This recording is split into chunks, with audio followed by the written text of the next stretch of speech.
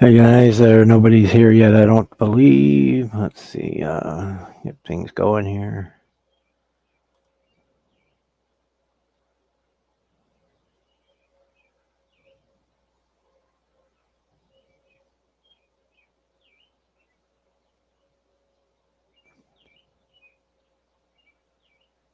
All right, there we have. There's a whole lot of wonder in the little word. That, let me mute the TV. Skip the commercial. All right. Say we are here. I don't have anybody watching right now, so one other than myself was the only one watching. So we'll just kind of hang here till somebody else comes in, and then we'll get started.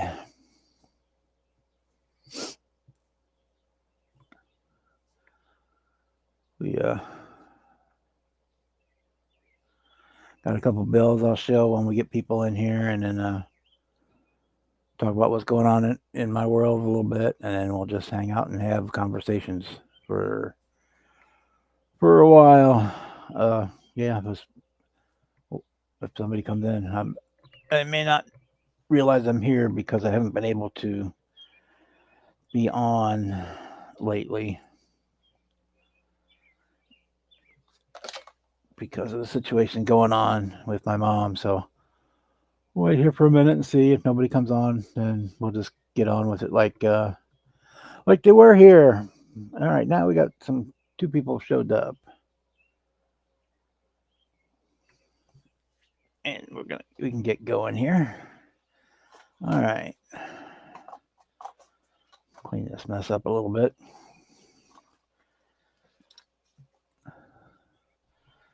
How are you guys tonight? We are going to show a couple completed works that we got done, and we're going to work on my got fuels build because I wasn't able to work on it during the live stream last Saturday, so we'll do some makeup time on that.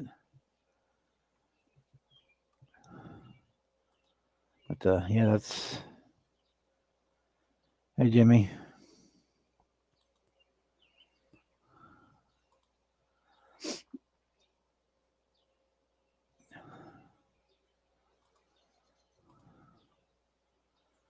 All right. Hey, Rick. How you doing tonight? Yeah, we'll get things rolling here. Uh,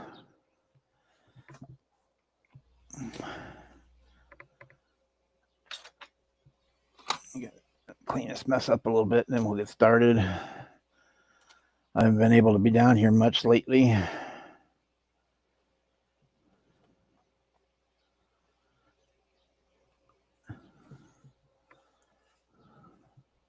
We'll get into that in just a minute, Jimmy.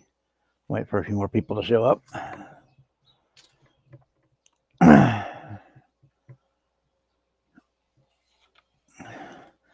We're having a pretty nice day here today. I mean, it's cloudy, but light rain, but it's only like 70 degrees. So it's like one of those days that's really kind of nice. Kind of turn the air conditioning off, open up the doors, a little fresh air in for a while. Okay. We'll probably do this again later when we get more people. We'll go ahead and get started on this part. Some of you guys, probably people in here, have seen this already because it's been a few weeks since I've been able to do this stream. We got our first build for the Dazed and Confused group build is done. The 1970 GTO that was Pickford's in the movie. In the official color is Orbit Orange, but I used a Tamiya Bright Orange to do it with. Got the black vinyl top. Got the stock rally wheels on it. It basically built it to match the movie car. Underneath is plain Jane. So we got that done. So that video for that is up. We'll start our next build in that group build a couple down the road. I got a couple more I want to do first, and I said the video for this one is on the channel. This one was just finished. My '69 Oldsmobile Herstols. Uh, we just video for this. If you're a channel member, you can watch it now. If not, it'll be on at 9 o'clock tomorrow morning. Um, we built this as kind of a resto mod, but basically stock, box stock, just a little bit different. So I had to go black and gold instead of the white and gold that was meant to be. We did add some hoses and wires under the engine bay. Just open, get in here, see, let it focus. So we added heater hoses and lower, this has upper and lower radiator hoses, plug wires, wired to battery, all that good stuff. Hey Dominic, and use some 3D printed wheels from a Jaguar to put on it. Since it was kind of a resto mod, and since it is a resto mod, I blacked out most of the chrome on it, like the window surrounds and stuff. So that one is done. So the video goes live on this one tomorrow morning if you're not a channel member. If you are a channel member, it's live right now. Okay. So for those of you who haven't heard, don't know, my mother has really bad dementia. And on Sunday, she got mad at me and tried to stab me with a fork. Okay, not a big, not a big deal. It's her, in her mind, she's like 7 years old basically, and threw a temper tantrum, and so he lunged out. We got that dealt with, and it seems like that whole episode was over. Went to her family barbecue. She had a good time. She was there all afternoon. We come home. About an hour after we get home, I run to the store and get her some bananas because she's out. By the time I get back, she wants to know why am I bringing groceries into her house? Because I always bring groceries into your house, Mom. And she just flipped out. Said she was going to kill herself, going to burn the house down, grabbed a knife and ran out the front door. So, needless to say, we had to take a little more drastic action. So, we took her to the hospital Sunday night so they could run tests to make sure there wasn't something else wrong, like a urinary infection or some other underlying cause that was causing this giant mood swing, which there wasn't. So, since she was threatening herself and other people, we had to put her on a psych lockdown for I think that's for 4 days. They can do that, and they're also going to evaluate her for what level of care in a nursing home she's going to need, so that we can find a nursing home to put her in. So basically, she won't be coming back home. She's when she leaves the hospital, she'll probably go straight to the nursing home, and then she'll be out. Might be out for day visits or something. But as far as being here full time, those days have passed. So we're dealing with that. We got all the powers of attorney and all the living will stuff was already taken care of. So we got most of the big paperwork out of the way. We already got her house into a trust, so that the nursing home or whatever can't come after it, or Medicare or anything like that. And so we got that part taken care of. And it's going to take me 6 months to get her house cleaned out, and then we're going to decide at that point if we're going to sell it and I'm going to move, or if I'm going to rehab this house and stay here. It all depends on what the dollar amounts and values work. So I'm going to be, needless to say, in the next couple of 3-4 months, I'm going to be pretty busy. But I'm going to try to make time to build, try to make time to be here on Tuesday nights as much as I can, and on Saturday nights in Bryan's or wherever else I can. But yeah, so that's the story there. It was a rough thing to do, but she got to where she needs more care than I can give her on my own. So, and that's that. So we'll get back to this. Since Saturday, I did not get to work on the 37 Ford in Bryan's Live. I'm going to work on it for a while tonight to do some makeup time. Hopefully, get myself kind of caught up to where I should have been. Let's see. Let's get the. Basically, I need to work on the interior bucket tonight. Um, I'll show you where we're at as far as progress, and then I'll get into working on it. So we have the chassis done. It's got the flathead for it in there. We will go put a wired magneto in. We got our exhaust run, all that good stuff. So that chassis is basically finished. Thanks, Dominic. I mean, it's been brewing for a couple of years. It's just this last couple of weeks it's really gotten bad, and we got to the point where it says she needs more care than what I can give her. Um, okay, so then we got our wheels right here, all painted. We got these from Matthew over at MCV Products, bringing your model to life with mcvproducts.net. You know those guys, Matthew. We got the wheels from him, and they're really nice. I'm really happy. They're our True Spoke Hot Rod 52 wheels, part number W51. And we basically have. I don't actually even need that today. Just want to get it out of the way. We have the body basically done. Put that in there. I'm gonna try to put the hood on, but without the interior and firewall in it. It won't want to stay. I may have to put another shim on this one too. I put a shim on the one side of the hood to keep it lined up. Yeah, I might have to do that on the other side as well. We'll try to get it on there.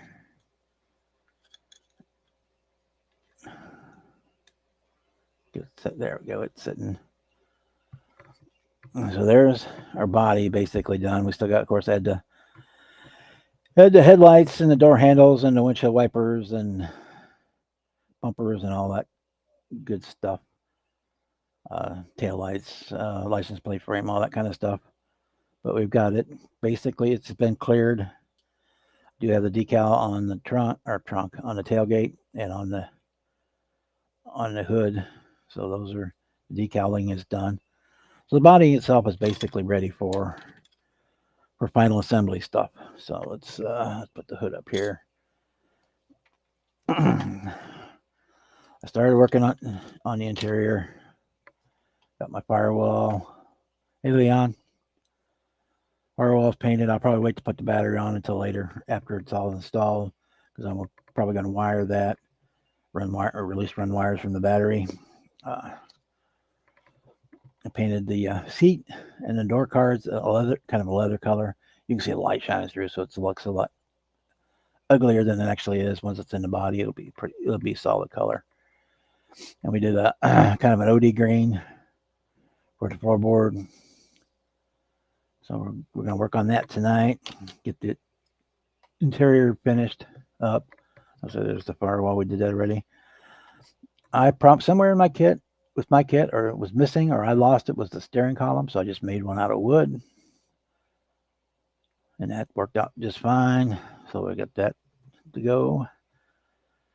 And here we have, I don't know how well the camera will pick it up. We'll try to get it to, it doesn't like to play well with things up close. We do have our dash painted. So we're good to go there. So put these parts up here out of the way.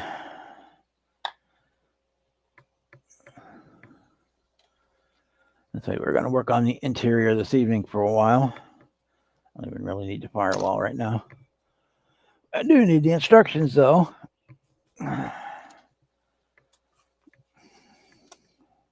Good night, Dominic. We'll see you on the Zoom. Probably I might be on there tomorrow. Tomorrow in the afternoon, or your early evening, I guess for you. Okay, where is the interior start? Interior starts right here. And on this, I'm doing kind of a, you can build a, excuse me, you can build a 37 or a 38 out of this kit. I'm kind of doing a hybrid, I guess. Some parts from one and some parts from the other. We can drink.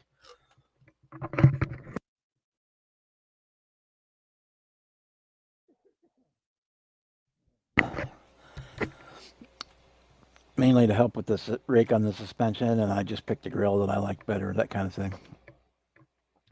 And I'm going to use the more of a bullet-shaped headlights because it gives you more. One was more of a rounded bucket, and one's more bullet-shaped. So we're going to be using the bullet-shaped ones, and so say it's just kind of. I picked out what parts I liked. Hey, Stephen, how are you tonight? And that's what I'm going with. So, and besides, I'm doing it as a modern resto mod anyway. So I can do what I want. It's mine. Okay, we need parts number 24.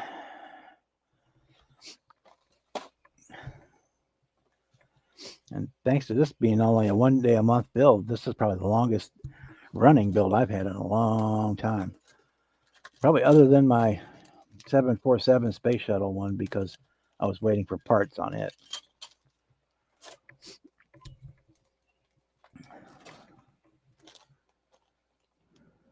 Okay, there's our door handles, gear shifts, that kind of stuff. We're going to need those.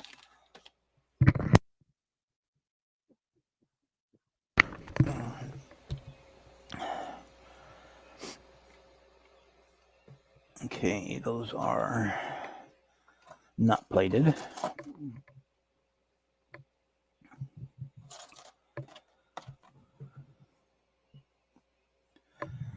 Those are right there. Get those cut off and painted real quick. Just shoot some black primer on them.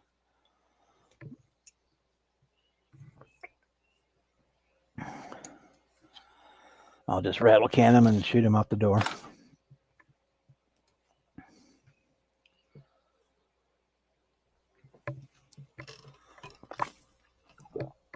So what else going on in your world, guys?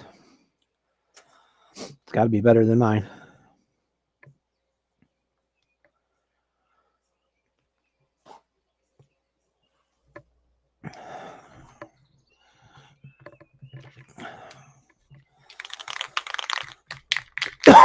You guys want to pop in? I have the link pinned at the top of the chat.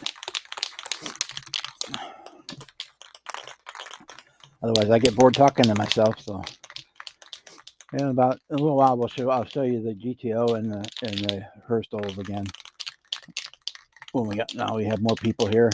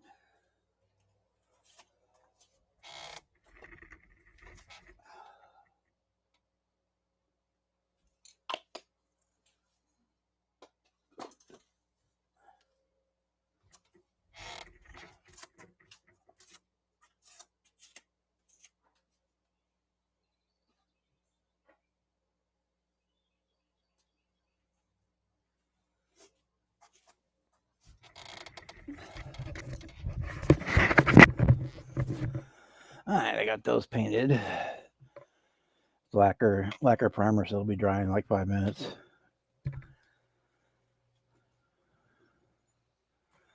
Chrome parts number 20.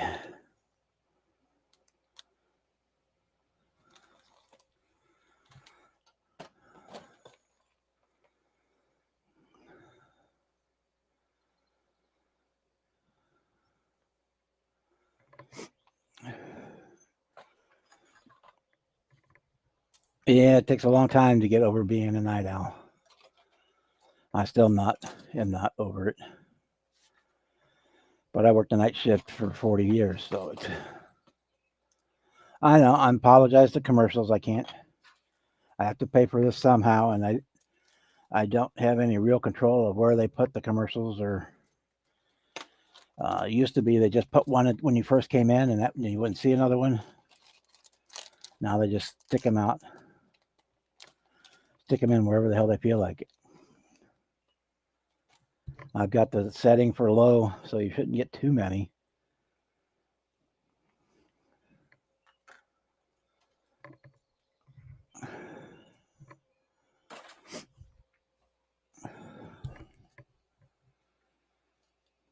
But the commercials are how I make the money to pay for the streaming software that we're using. So, got to take the good with the bad.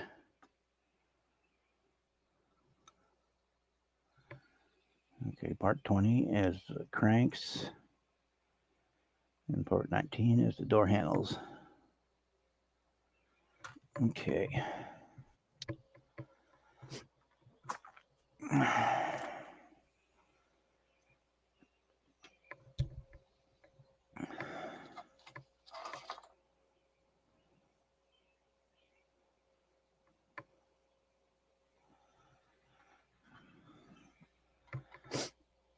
Yeah, so when I worked the night shift, my life was just completely turned around. I would get up at like 2 in the afternoon,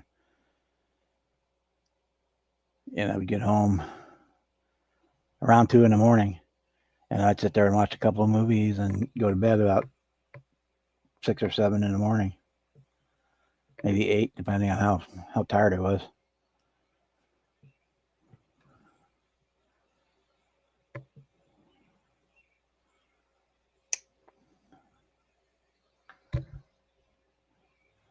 Tiny, tiny door handles. Let's set this out here. Yeah, it's even still. I'm been able to adjust mine a little bit, but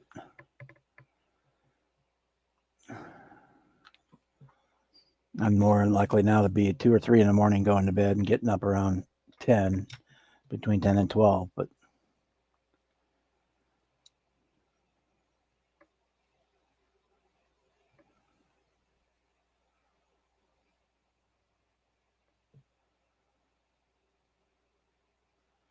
let's not paint these off into space there, Bob.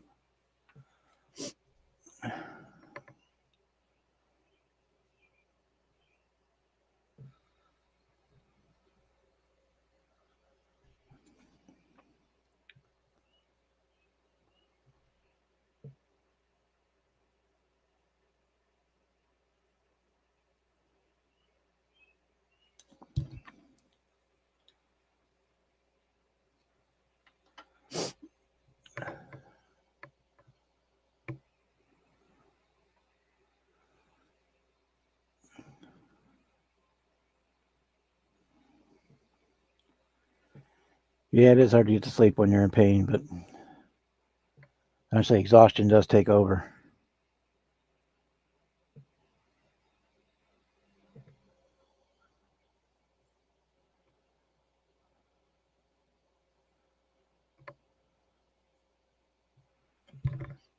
No worries, Kevin. Yeah, if you come on live, if you're on live, you don't see any commercials at all. So there's that too.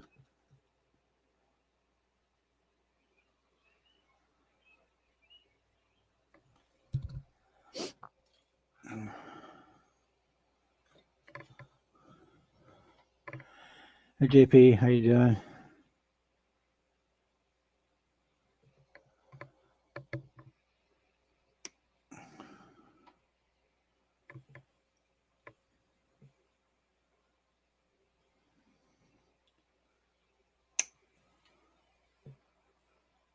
Door handles. Turn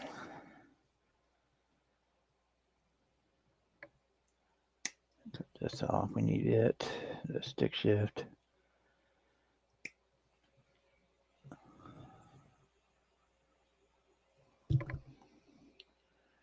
We need that mirror thingy and a Bennett, but we'll get it later.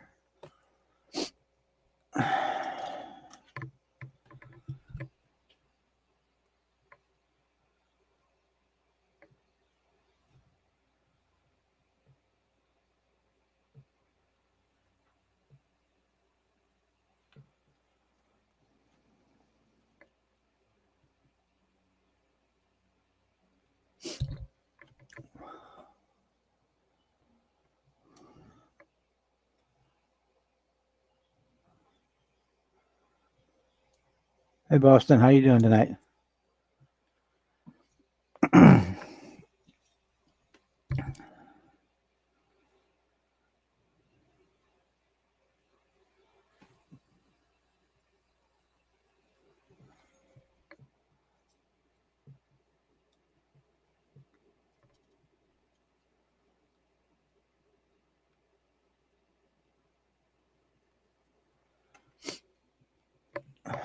There it is. My black paint marker.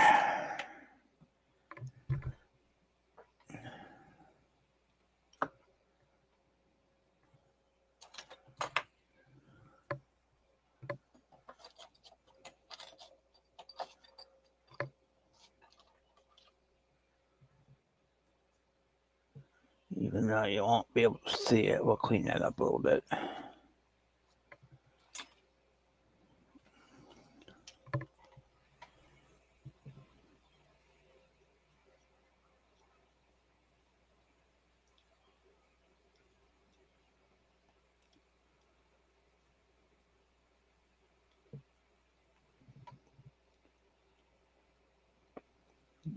Boot painted there.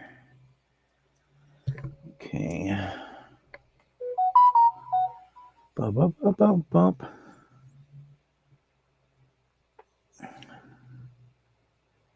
Our accelerator pedal. I don't think you'll be able to see it if we're done, but we'll get it painted in there anyway.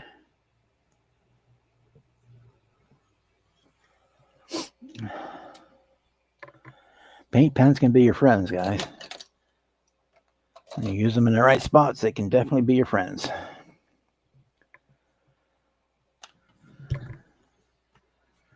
Part 72. We are looking for part 72. 17. Do we need 17 anytime recently? Nope, I don't see it. Get a fuel filler. Impart. What's the other chrome tree? Let me see the other chrome tree. Da, da, da, da, da, da, da, da, da, da.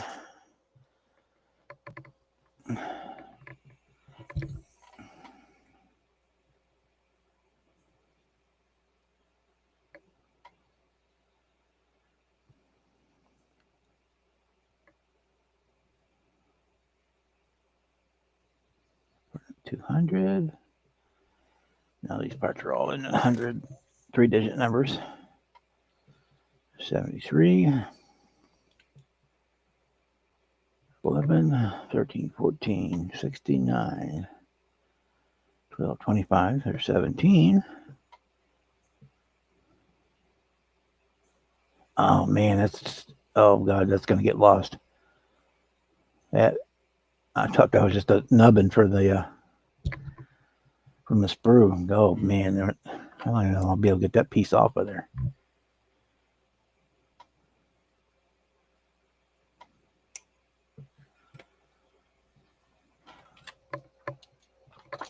That piece is microscopic.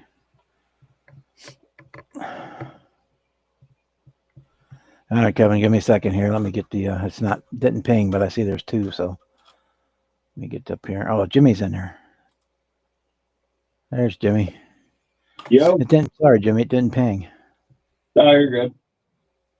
Yeah, I've seen you were busy, so I wouldn't. Do this shape.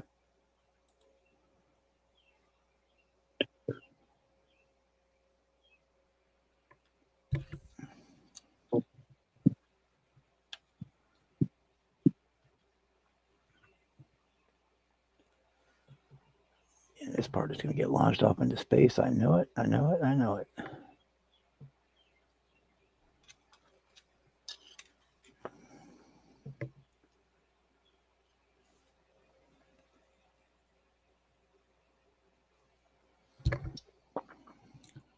Yeah, like I said, Chad, it's definitely a little bit of a hard adjustment. Trying to get used to waking up at 4:30, 5 o'clock every morning when I used to stay up to about 3 Check my o'clock. settings. Yeah, the speakers are on. Volume is up.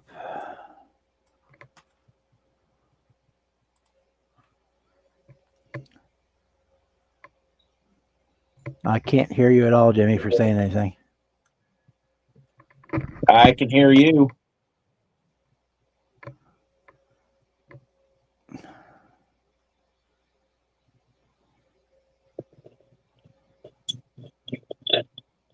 I got model You hear trainers me? here, Chad. Speaking of which, yeah, I won't be at the meeting because of stuff with mom.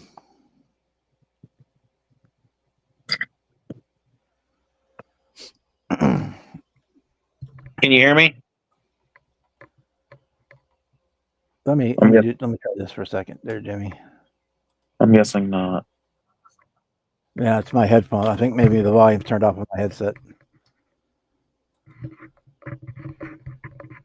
That's that because I can hear you. There it is. There it is. There it is. Yeah. I guess I turned down the volume on my headset accidentally. That's that because I can hear you just fine. Rick, Chad is the president of my model railroading club, and the meeting is tonight. But I have to kind of stay close to the house in case they call about mom or something. So we're here instead of there. Yeah, like I was saying, it's definitely something I gotta try to get used to. Getting up at 4 or 5 o'clock in the morning when I'm used to staying up till 3. Yeah, you'll do it. I mean, yeah, I just gotta get used to it. I mean, you got up early for 18 years to go to school, so it's not you're not as far removed from that as some of us. Yeah. Even in senior year, I don't think I was on time to school a single time. Yeah, Gary, I had somehow the volume knob on my headset got turned down, and I could just barely hear. It sounded like static when he was talking, but I turned the volume up, and that's all. We're all good. I switched over to the computer speakers. I could hear him, and I tried the volume setting on my headset, and it was turned off. So change of plans with the 70 Chevelle that was supposed to be for the group build. Yeah, you said you're having problems with it, so you're going to get a Rebel one. Yeah, and then I found these wheels that fit really nice under it. And then I was able to get this damn thing to fit under the hood. Oh, the grill? No, that doesn't fit worth a shit. Big crosshair intake 572. Cool. And I was able to get the hood to shut with it in there. It would still look cool in the black with the white stripes. Yeah, I might do that. Or yellow with black stripes. I already kind of, just because I think it'd look really good, I'm going to sand the door handles, emblems, the fender well trim, the drip rails. I'm going to smooth the whole car out. Marker lights.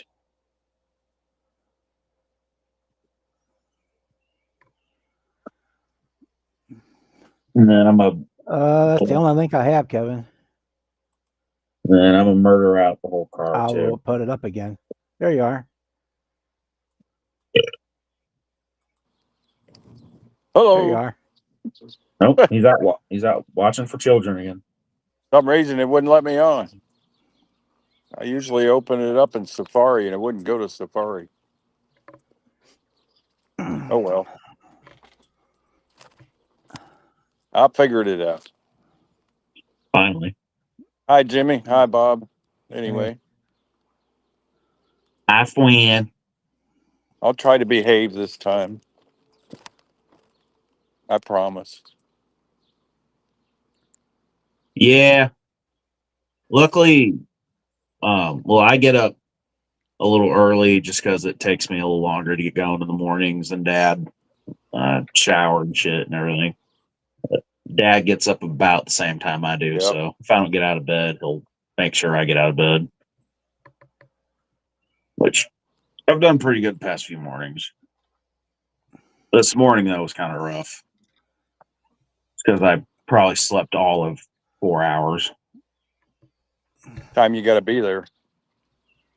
6:45, but the earliest you can clock in is 6:30. Oh, So I usually get up around 4:35. Yeah. 5 o'clock. 4:30. yeah. Back So when I was working, I'd get up at 3 and do my model building before work. Leave the house but 4:45 to be there at 6. Oh, I can already see it. That's the only time If I come down here, I'm gonna lose track of time and That's I'll be only- late. That was the only time I could find a build back then. It just got to be a little much.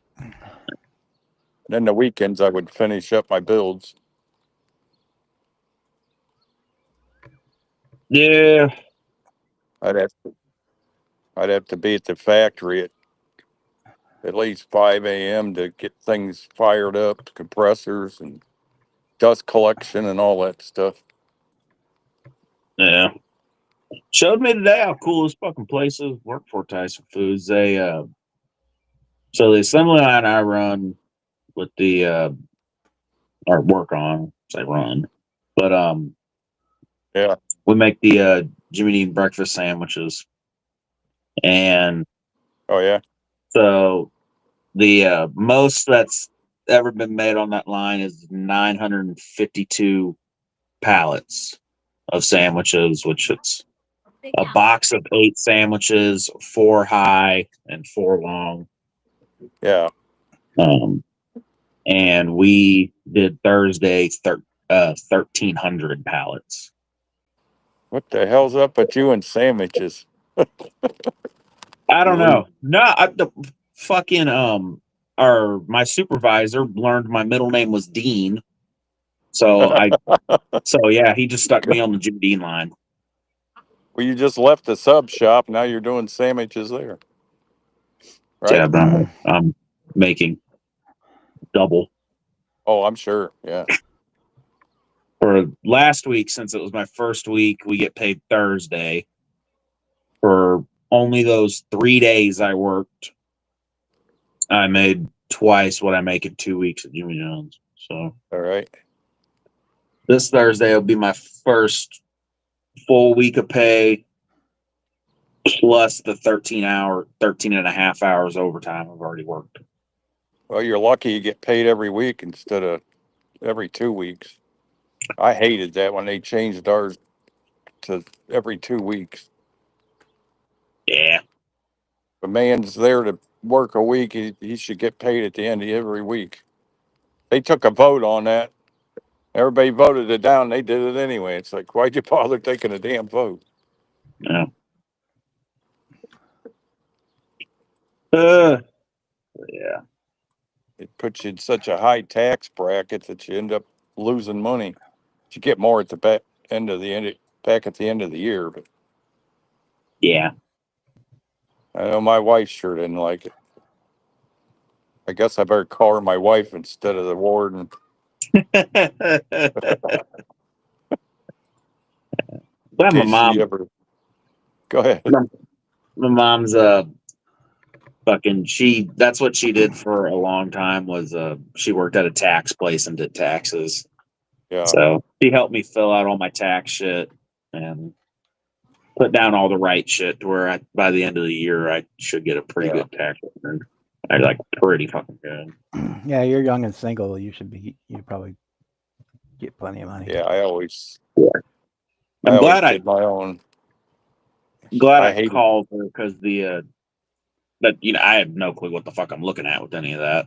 And the dude tried to help me fill it out, and he definitely told me the complete opposite shit. What I should put. Yeah. So I'm glad I called mom. Yeah, you can get yourself in trouble. One year I got audited and had to pay a penalty and stuff, but I can't remember what it was. I left something out or something. I never wrote anything off. I just filed it and sent it in. Yeah. with working this much getting this much overtime, fucking no tax on overtime would be nice. Oh yeah, that'd be nice. I wish Yeah, it you was want to know like how that that's when going I to Shit. work? worked. You want to know how that's It's going to work, though, only Jimmy? wow. They can change. It also changes the way they report overtime or record overtime. So it doesn't kick I in heard until you something work about 100. that too. It doesn't kick in until you work 160 hours in a month. It's not anything over 40 now, or they can be. Oh, It depends on the employer. And so what it allows them to do, they could work you up to 80 hours a week for 2 weeks, then send your ass home for 2 weeks, bring somebody else in to work the other 2 weeks, so they get twice as much work for without ever paying any yeah, that one penny of sucks. overtime. Yeah, I always hated working overtime on a holiday week and have to work for straight time, and it was always over anything over 40 hours. Them bastards wanted to put me on salary. I was like, not for the hours you guys make me work. Not when I'm on call. They would have had to almost double my pay to make it worth it. Like with my dad, when he was working as an iron worker, anything over 8 hours in a day was time and a half. Right. Any hours on Saturday was double time. Any hours Yep. on Sunday was triple time. And Yep. holiday would be triple time plus time and a half. So if he worked, say, the 4th of July for an 8-hour shift, he'd make almost as much on that one day as he would for the whole week. Yeah. But that's not how it's going to work no more. So if that's up to the employer, it's not. I'm sure a lot of employers won't do that, but some of the Yeah. shadier ones will probably. I'm sure. yeah. I wouldn't doubt it, but that's what was a little odd when she told me that because the application said occasional Saturday overtime work, which I thought was cool. Nah, it's almost every single Saturday mandatory. Hmm. So I thought that was weird. I was like, so it's mandatory overtime? Okay, I'm cool with that still. I'm off by 4 o'clock, so it's not like I'm wasting a fucking day. So buggy. I don't know why I lose my screen here when I flip sideways. Yeah, Restream's a little weirder with the if you're on a phone. Guess Yeah, I better leave it alone. if StreamYard would lower their prices, we could go back to StreamYard. But I don't blame you there. I'll leave it here. It seems to work all right. It don't matter, Bob. Talking. well, I know it's an issue for a lot of people, but I said it's just I can't. Oh, I can't see paying that kind of money. No, If I I was getting enough revenue from YouTube to pay $400 and $450 or whatever it is a year, then that Yeah, it'd be fine. But that money is not there. So that's nutty. try what's that shit called?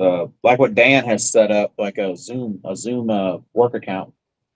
yeah, that works, but it's a lot. It's not really conducive for live, like live like we're doing.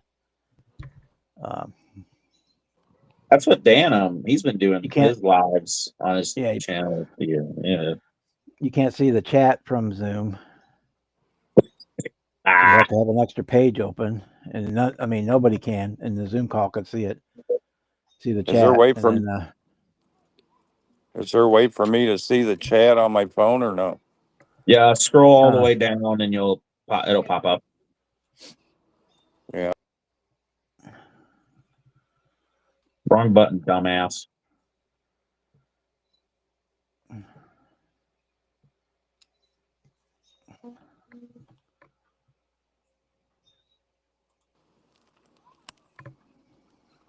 That's what I said. I'll leave it alone. Every time I touch them, I knock myself off. Wrong button, dumbass. Yeah, I tried to scroll down like you said. It knocked me off. You hit the leave button. Apparently,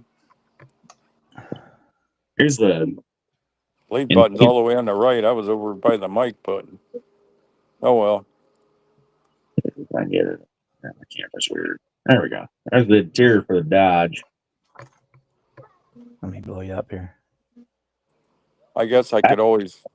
I had all of it this caramel and it was too much, so I pulled it back apart and I did a black carpet, door inserts black, and then Yeah, it made a the difference. dash piece and the wheel were already black, so I just left them alone. Then we grabbed picture. Finally Yeah, got it painted. Looks pretty good, man. Do that out of a can or your airbrush? Can. The airbrush is broken. It may or Oh, may Well, not be that's right. broken. That's right. You dropped it. Yeah, I ain't gonna talk about that. Once you get back to that working, you can do a lot of interesting things with the interior because you can use like 3 or 4 different blacks. You know, that Yep. helps. What a You're doing a putz. black interior, you know, it's all up with all one color. It kind of looks kind of dull, but you can start throwing 3 or 4 different colors of black in there. Well, I had Yep. something wrong with the. I don't know. I just thought the airbrush was spraying really weird before I even dropped it. Like the trigger wasn't like something was off with the trigger. And before I even had a chance, Probably was. And you before I dropping even it, had a put chance it to over ask the edge. Dan, I dropped it and then it wouldn't work again. Was it not pushing down all the way or pulling back? It's almost like the little needle in it that the ball on the end of the trigger hits and it fucking lets the air through. Yeah. Yeah, fuck off. As soon as I did that, I knew Yeah, it. it's not open. The air valve is not opening up. That Yeah. motion wasn't very cool. You were Um, doing it. But when I took the trigger off and I stuck a toothpick down in there, I was pushing the needle down and I was getting air out of it. It's almost like it's not up in there enough. So I tightened it up Well, and tried to screw it back in there, and then it was too tight and I couldn't get no air out of it. you definitely don't want to make a habit of dropping them. No. As soon as that happened, Dan was like, "Okay, I'm gonna send you a folder for that." You got what's I'm the front end? clumsy as fuck and drop everything. So What's the front edge of your bench look like? I got my bench drilled with holes where the airbrush will slide into. I got holes all over the front of the front edge of my counter. I can slide the airbrush in everywhere I'm at in the shop. that's the airbrush table. It's just a cheap ass folding table I found on the side of the road. Try drilling like a 1/2 inch hole and see if the handle of the airbrush will slide into it. Well, That how was I the did first mine. thought, and then Dan just hooked me up. Yeah. Which Yeah, I think this will work on that table. a hole's a lot handier though. You just flip the airbrush around and stick it in the hole. Plus, you can mix paint while it's sitting there. What are you flipping and sticking in a hole? The airbrush, just drill holes in the front edge of your bench and like 6 holes. Flip it and stick it. Flip it You're and gonna stick get it. me in trouble, man. I already got reamed for saying something. That's what I was going to bring up, Rick. I put the Kevin, I did link in too. there for the 48-hour I build told you coming up about this Sunday or me Saturday. and Brian's phone call. I did too. That's It ain't like part of my dad. That's what Dad calls all of them. So I'll pick that up, and I need to stop. I was I've got to trying look to and be see if I got malicious. something to do for that. So I had one of them airbrush holders. It didn't work too good for me. I was still dropping it. Kevin, like I said, I thought it was funny, but after I thought about it and then Jeff explained it, I could see where he was coming from. I didn't mean nothing by it. It still made me laugh. Oh well, water under the bridge. Yeah, I don't know. I don't give a fuck. You've all heard my sense of humor. When you're in the chat, it's all about getting a laugh. Who gives a rat's ass about hurting somebody's feelings? Yeah. Was you on Cliff's live last night? I was for a second. I had a movie going on while I was down here, so I was watching a And movie. he had me rolling some of them MREs. And then gorilla videos he was showing. The AI Bigfoot vlogs. Yeah, that was Those hilarious. are incredible. Those are fucking incredible. Why am I only seeing Jimmy? Is he stuck on big screen or what? It's because I'm so gorgeous, baby. I guess. You say so. Uh, but yeah, the Dodge. I'm gonna let the body and everything sit for another day before I start messing with it. Dodge is ready to go together. These are the wheels going on the Dodge. That'd be all right. It's not going to be super tall, but it's going to be like really wide. The wheels are going to stick out real far. And then I finally found someone on eBay who 3D prints second gen Dodge style tow mirrors. So I gotta wait for those to come in because this being one of the old AMT snap kits that has no mirrors. Yeah. I think, what year is that Dodge? Is that one of the first Rams? No, it's a second gen. Yeah, that's the one I did. I did one. I did one. We had rocket. We took Estes rocket engines, and you drill a hole in the back of your model. We'd put them on a guy wire. We used to have drag races in the club. You put the rocket and the ass That's into it. them. Hey, Serge. I did a Dodge truck with the rocket engine. That thing flew, man. That was pretty wild. We Oh call it yeah, no rocket. weight in the ass. We called them model car rocket nationals. We did it like 3 times a summer every year. That was a Mhm. blast. One guy did a scratch built a Winnebago. He had like 3 of them rocket engines in the back of it. Man, that thing was crazy. No, it's badass. That was the North Coast Club. We had a lot of fun with stuff like that. I don't know if they still do that or not. I asked Jimmy Tester if they still do it, and he said he didn't know. So Oh, and then I got this. I got to try out. I'm gonna do some test sprays. See how it looks.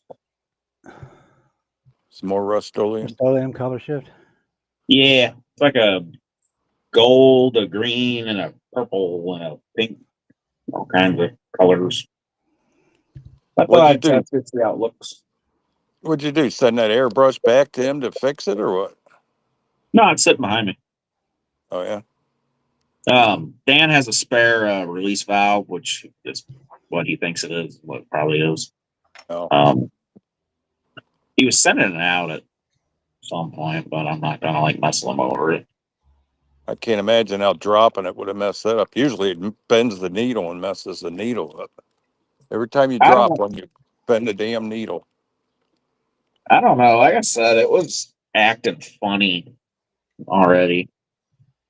That's why I didn't like I just spraying thought it was without the airbrush. nose cone on.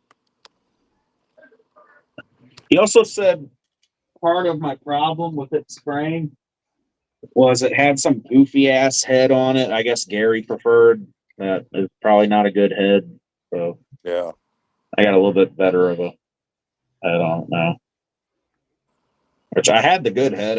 I don't know anything about these, so I don't know what's That's what good. I heard. You have a good head. Yeah, the Crown one, Dan said it's finicky to use when you're using 20 psi for some reason. It like forces the air out real hard. So he said that one won't force it. I can't Well, imagine needing that much air to spray paint. That seems pretty excessive. I don't know. That's what the House Color Scale Finishes recommends too, 20 Uh, to 30 psi. okay. I can't remember ever going over 18 to 20, and that was pushing it, even with clear. Yeah. I had it on 25, and as soon as I lowered it to 20, it started spraying a lot better, but it was still finicky, which I'm Hmm. guessing was that head. Like I said, it would like force it. It felt like it was spraying out too fast or something like that, which Dan said would have been that head. You might have been better off to start off with a Badger gravity feed or an Iwata till you got used to it. But things that delicate. I don't know. I know Dan and Gary swear by that airbrush. Which, I it's a watched. good airbrush. It's just I gotta figure out how to fuck to use it. I cringe every time I watch Matthew Inman spraying without a spray cap on his airbrush, got the back of it off and everything else. Think he drops that, he's going to destroy the needle for sure. Guess he's got enough spares to make up for it. Yeah, he got a couple free ones, so Yeah, makes it easier. I, I was But doing I'm those. guilty of that too. Yeah, I forget to put the cop on all the time, and if it's something I'm messing with, having issues with, or trying to adjust out, then I'm using it without the end of it back on it either. yeah. We were doing those paint clinics and we were putting them on that guy's hobby shop. He had a bunch of the testers, Aztec, the plastic Oh God, yeah, that's right. That was my airbrushes. very first one. I think it's still here Oh, somewhere. man, the fight we had with those things. We finally got them to spray decent. But Hey, Jason. I finally took my Iwata and He showed people on that. he got a harder stream back from Gary Ride to Win. Is what he got. Yeah. Yeah. Not an Infinity. Then it was a harder steam back. Oh, I have no clue. Yeah, That's that's not what said it is. Infinity. I don't know. I don't know anything about these.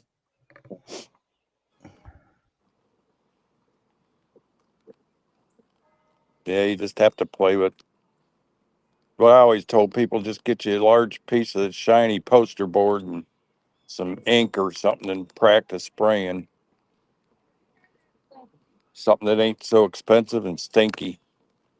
Yeah, That's I how I. started. I used food coloring. Is what I started with. Yep, yep. I've done that too. That's a good way to practice. You can I'm gonna find use a out lot of how these guys practice probably.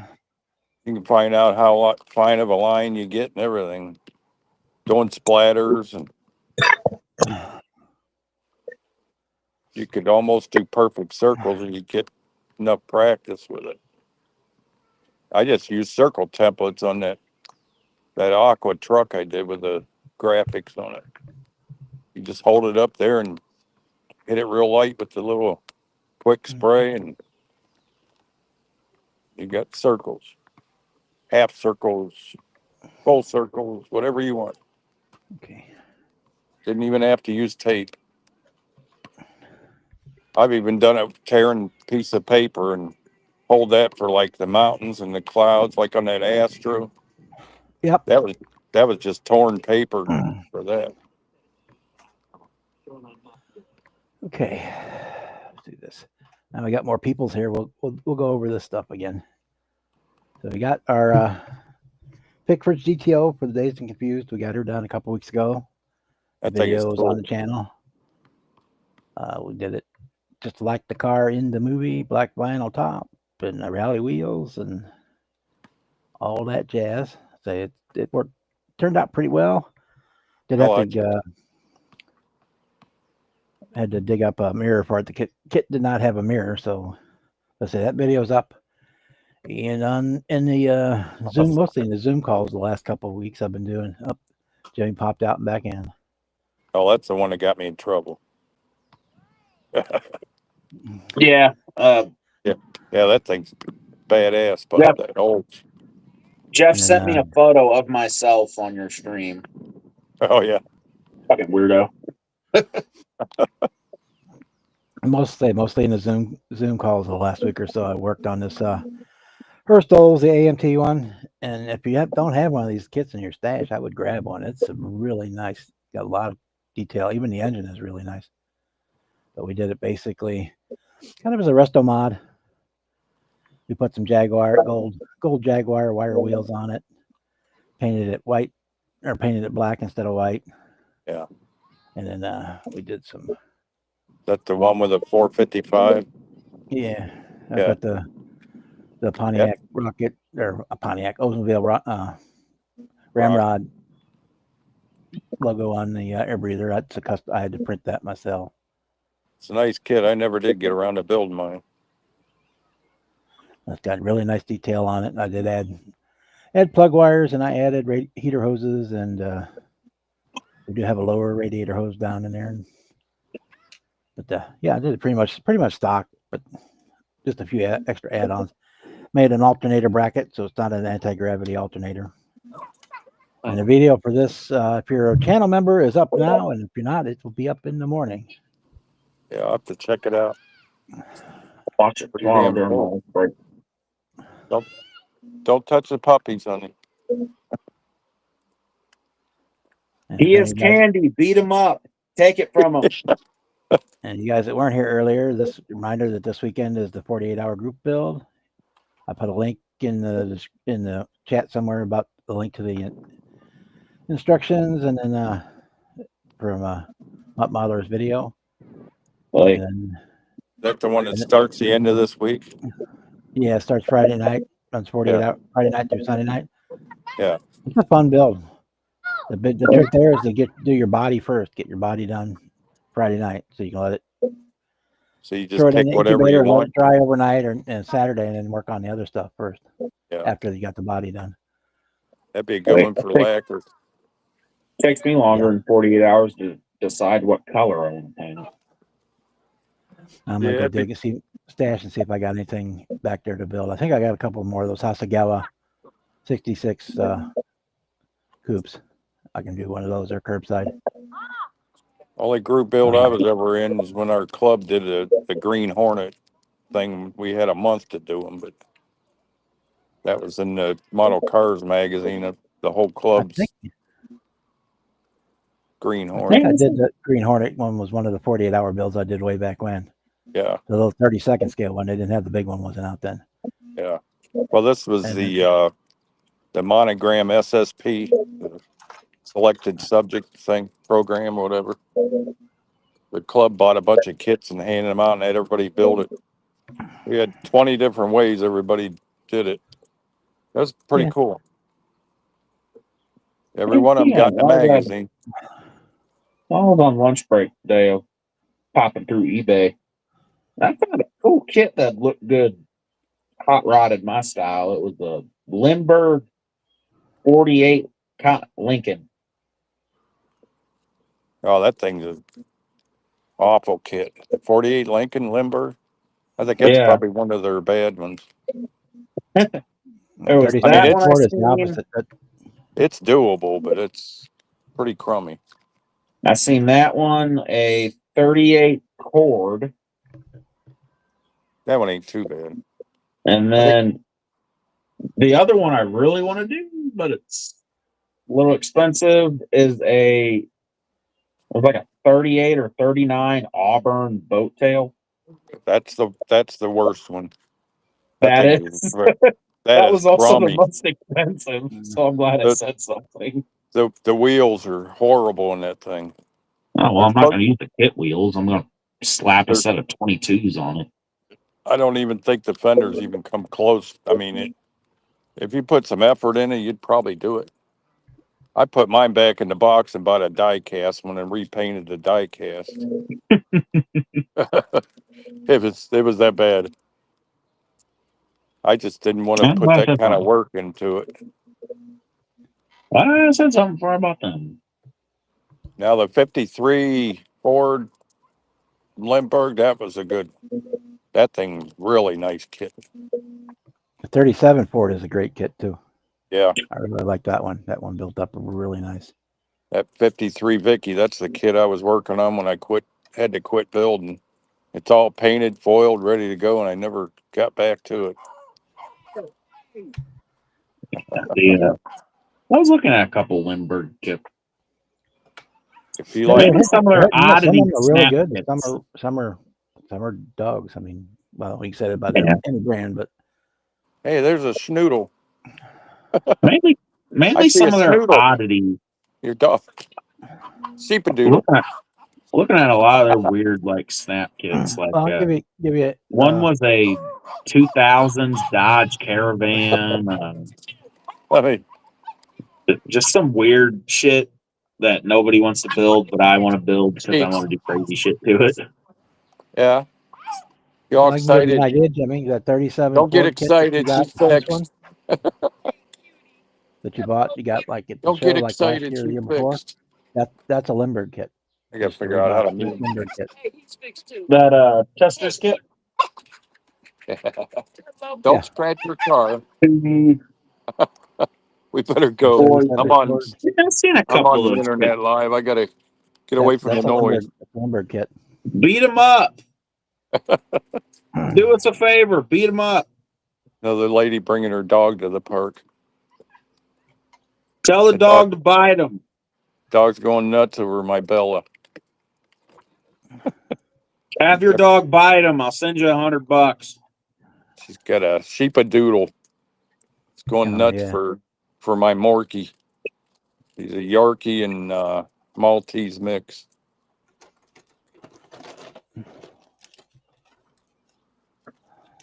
Jeff, I know you're watching. It's in the chat. Yeah, that's what sucks about the phone. I can't seem to find the chat on it. Scroll all the way down, and it's a chat bar looking button. You dumbass. No, I'm looking for it. I don't see it. Go in settings. Nope. You scroll On a all the phone. way down, and under us, there's the two people, the chat bar, and then there's a chat bar with a little lock on it. Hit the center one. I'm not seeing it. On a phone. I'm on my phone. I'm looking at it too. Huh? I see a mic, I see a camera, and 3 dots. And the leave button. That's your settings bar. The physical screen. Scroll down on it. It's under us where the bars are. Oh, okay. Wait a minute. Where it says the flag or the other thing? Hit the one right in the middle. Oh, okay. I see it.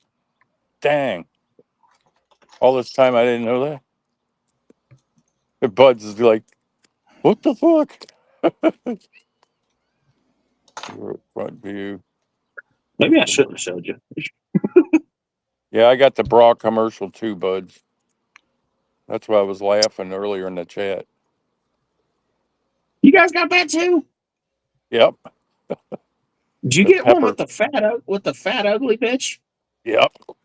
Yeah. Then there was then I got the one with the pepper bra for the itty bitty titty committee. I didn't even get itty bitty. I got a whale. Got the whale. Yeah. I got a freaking Geez, ride the wind kind of girl, and yeah. I wouldn't know why. My phone Yeah, listens. go ahead and smack me. I'll just tell the warden what you call her. Chet wants to know 3M Bondo glazing putty. You could put fiberglass resin in it to thin it. That's what I used to do. Oh. You can thin. I think you can thicken it with lacquer thinner too. Yeah, you could try that too. Oh, back. I used to even thin my Bondo out with fiberglass resin. It would make it spread a lot nicer. You're not so long. I gotta jump. I gotta go get us dinner. Yeah, I already Fuck fed the warden and the dogs. All I got to do is worry about feeding myself when I get home. Well, Maybe eat tuna casserole. Tyson I work at right down the street from it, like on the same street as the DQ. And on Tuesdays, if you show them your employee ID, you get 25% off your order. Oh, yeah? So we're gonna do DQ tonight. Fringe benefits, huh? Yeah. That's what I liked about working at the cabinet shop. I wouldn't have to go and buy screws and hardware. And if I wanted to build a cabinet or a countertop or something, I'd go ask the boss. He said, don't ask, just go get what you want. I'm like, okay. Kevin, are you sunburned? Oh, man, I was out in the sun. I had to cut our front yard today. It took me like 2 hours for that little yard. I Kevin, had to you're do it. redder than my hair. I had to do a couple passes and then go sit down, and my freaking back's killing me today. Just because I ride a wheelchair don't mean I'm stuck in it all the time. Mm, I can walk, but it's tough. I don't want to end up like my little brother. He's 5 years older than me. He's been in rehab for 3 weeks now. He woke up one morning, can't even feel his legs, and ain't too good a ain't a very good prognosis for him. They're supposed to go and do a home visit Thursday with him and a couple nurses and get a ramp scheduled and certain handicap things you got to have to get in and out of your house. And then you I gotta went, go with the DMV and get the freaking plate. yeah, I've had mine for like 15 years. I went ahead and got the plate because I was always forgetting to put the thing on the mirror. We bought a porch lift for her to get up and down, but I use it more than she does. We got a stair lift to go upstairs. Bought all that stuff used on Craigslist. Man, I saved a lot of money. $300 for the stair lift, 500 for the porch lift. oh, That porch lift was $5,500 for a new one. I was like, screw that, man. did you install it yourself or have somebody? Yeah, when I went to pick it up, I had the guy help me load it up that I bought it from. He just bought the house. We unbolted it from the ground and we just laid it down and slid it right in the back of my station wagon. And then when I got home with it, my son-in-law and the neighbor unloaded it. I had to I had to put some 4x4s buried in the ground to bolt it to. I'd hate to have that thing flip over being on it. That thing probably weighs 600 pounds. Well, that's Got another the big, benefit too. You did it yourself, so that was a lot yep. cheaper. Well, and she bought an electric recliner for herself and didn't like it, so I ended up with that too. That is the most uncomfortable thing. It's probably the same thing Fred bought. He don't like his either. Is it one of the lift ones, or Yeah, electric recliner. Yeah, does it lift up too? Besides going back? yeah, Yeah, mine. That's what mine does. It will stand you almost straight up. yep. Yeah, this will lay flat into a bed and the footrest comes up. Then when it's got the lumbar and all that, two cup holders. It just it needs somebody heavy to stand on it and jump up and down to break the springs in the seat because it's as you're sitting there, you almost slide out of it. It's so stiff. Well, if I ever come up there, that's what I'll do. Have Jimmy jump up and down on I'd probably flatten it. it. Yeah, My yeah, my big ass. it's a nice chair and everything. It looks nice, but man, is it uncomfortable. I'm used to the lazy boy chair I had. Here comes my buddy Silas again in the wheelchair.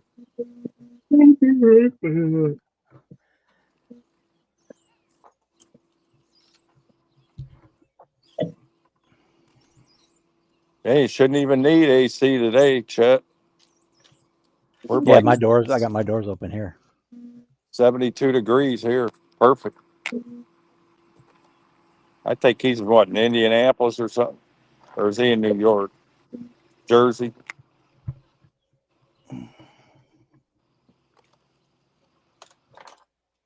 Must need the condenser cleaned out of it, struggling.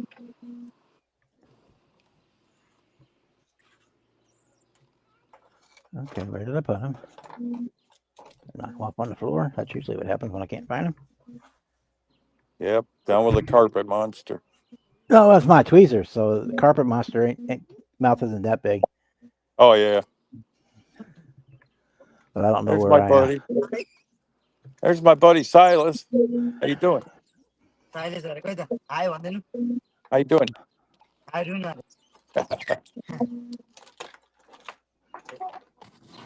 You guys have wheelchair races? See who's faster? Yeah, he'd probably beat me. He's good in that thing. He even does wheelies. I don't know. I don't know. I think I had him on camera the other day. Yep, we met him the other night. Yeah, that's He was right. showing us wheelchair tricks and everything. That's all right. Go ahead.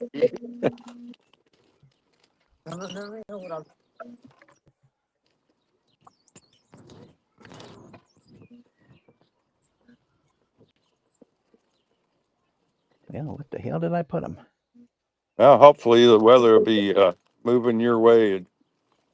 You ain't gonna get no better than it is here today.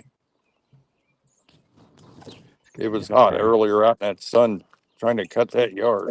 Man, Give me different ones for now. I'll find them later. They're right here somewhere. I know they are.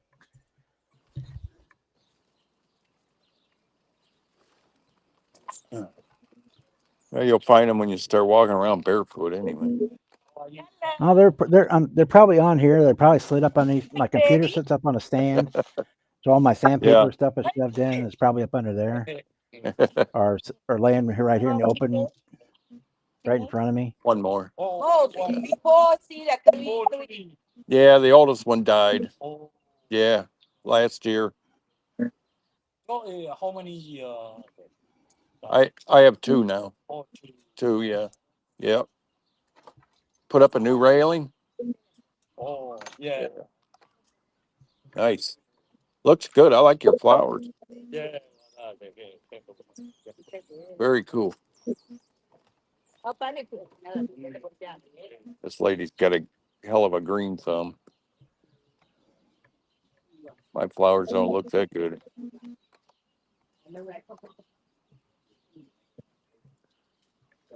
I didn't even bother planting any tomatoes this year.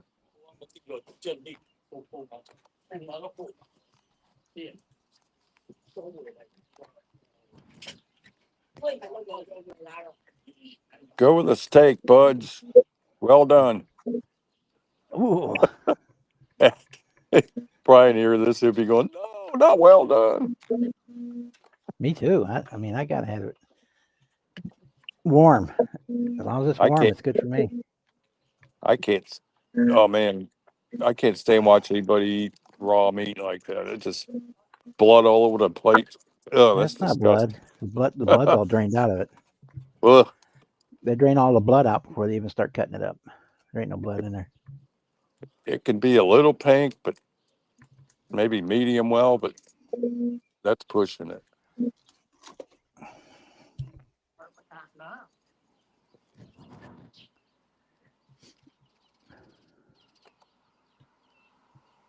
Yeah, I guess I'm stuck with tuna casserole and everybody else is eating steak.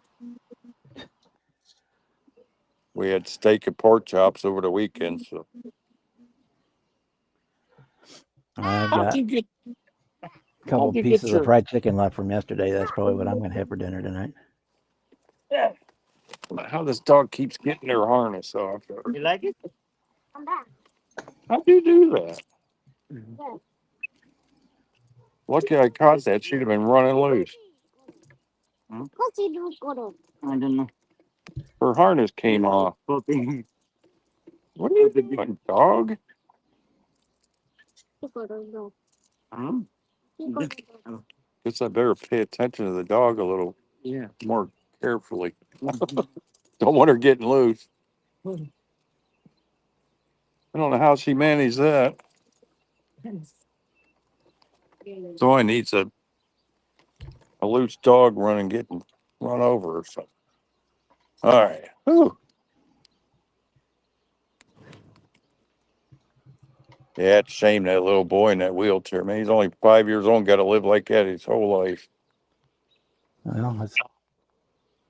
That as long as sucks. he's happy. I mean, Oh, he seems happy. Yeah.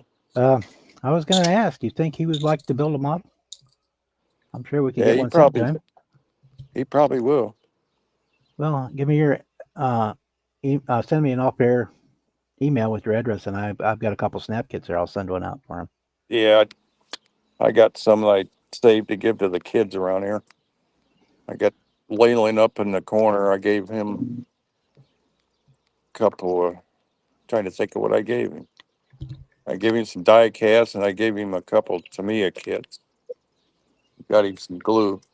He did pretty good with them. He's a foster kid with one of my friends up in the corner. She fosters kids regularly. He's had this kid for probably 5 years now and became pretty good friends. Yeah, I've got plenty of them. I buy every time I go into Ollie's, I pick up one or two of those for $12. Yeah, I probably got quite a few snap kits there. I know I got the Chizooms. Those are pretty easy. Some of the truck kits, the long bed super cab, the Dodge.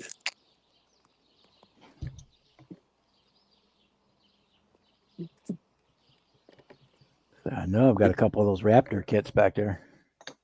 Yeah, that'd be a good one. Like the one I just built. I'd be happy to send it to him. You don't groom Lexi yourself? I went and bought cordless clippers to keep my dogs clipped. Every time took our dogs to the groomer, they come back a drug addict. They're all doped up. Especially Sassy. She didn't like anybody else messing with her with the clippers. Yeah, some of them don't like it, and they definitely don't like Yeah. when they get around their feet. Yep. Oh yeah, Cooper's terrible about his feet. I just pick him up by the tail and trim his back feet. And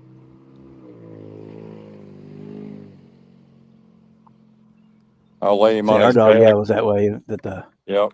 He didn't care. I mean, he loved being hit with the blow dryer and all kinds of stuff. He didn't, he Oh enjoyed yeah. it. But we had another one, boy, that was not putting up with that shit. Nope. Now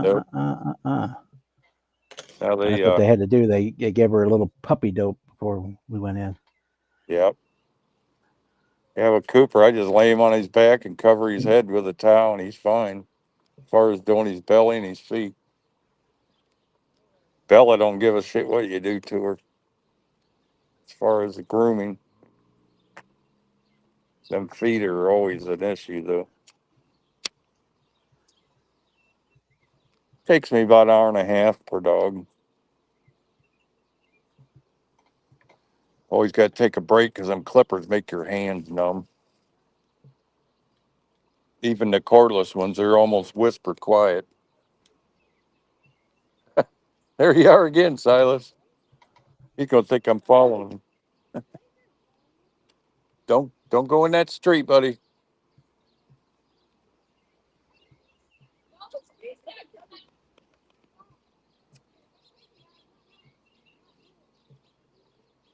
Not doing it yourself, huh, Chet? Yeah, your dog's a little bigger. Probably be about a 3-hour job of doing a dog the size of Lexi. Chet's dog.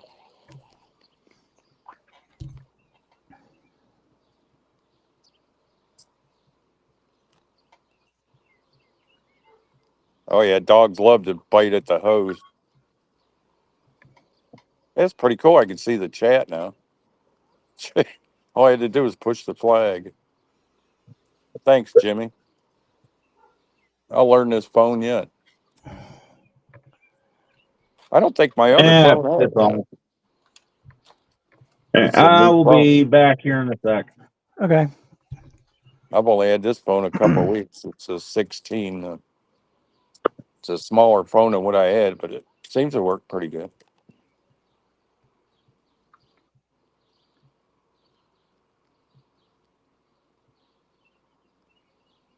Now with my Yorkie, I'd fill the laundry tub all the way up with water up to her neck, and whatever hair float, I would cut it right in the water. That's the only way you could trim that dog. The groomers couldn't even handle her. Them Yorkies are really skittish.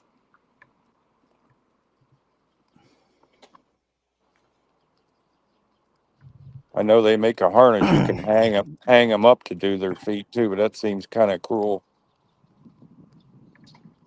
Yeah, Boston. We had a Keyshawn, which is basically a miniature husky, and yeah, they uh, one of them was a pain in the ass, and the other one loved it. Yeah, they either love it or hate it. The one every time you turned on the hair dryer or started to vacuum, he was over there wanting to get sucked or blowed. Yeah, I was like, yeah, we all want that. Yeah. that's the way our Jack Russell was. She loved the bath. She loved the sweeper. I was tempted to suck her up in that sweeper a few times. Guess I better be careful saying that word.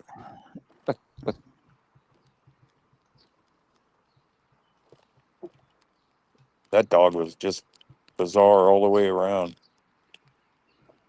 Very smart. Jackass Russell.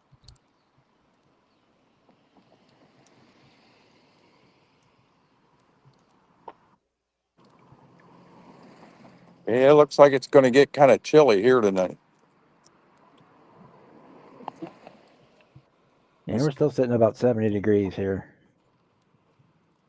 You get down in like the bottom of each hill, you could feel the cold air hit you.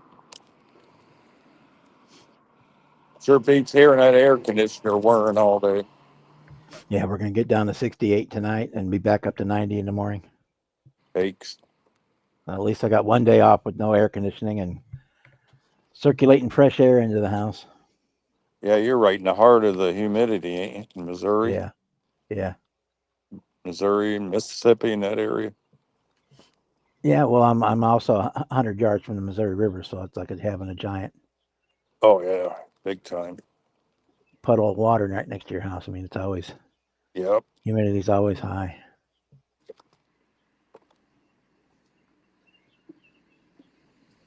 I don't think I've ever felt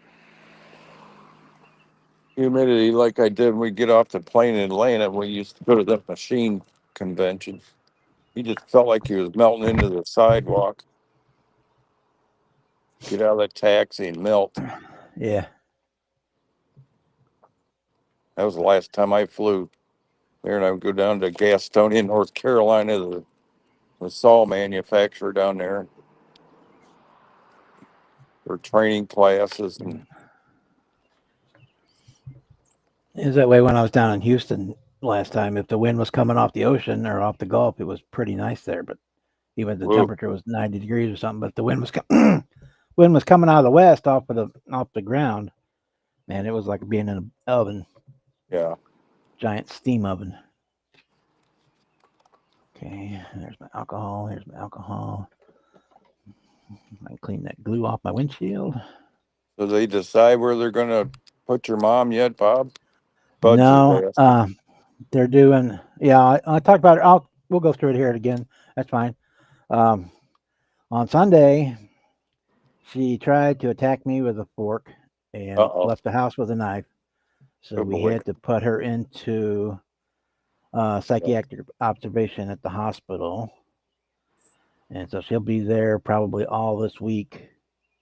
Good And boy. they're going to evaluate her on what level of nursing home care she's going to have. So basically, she's not coming back to the house. Hmm. It's got to the point that she's more than I can take care of by myself. And if I had somebody to come in and help, it would be a different story. We could probably stretch it out another month or two. But Yeah. we're at that point where, and So, even there, like yesterday all day, she was happy as a peach, and today they had to call my brother to come down there this morning and try and calm her down. man, My that's a sister just shame. left there this evening, and she said she's happy as a clam again. She thinks she's on the cruise ship out on the boat, wanting to Good go to the boy. casino. Guess I'm getting a preview of what I'm going to be faced with my warden, I guess we'll call her this time. She's starting to get a little funny like that. I hope not. Well, in her mind, I think she thinks she's about 8 years old, Yep.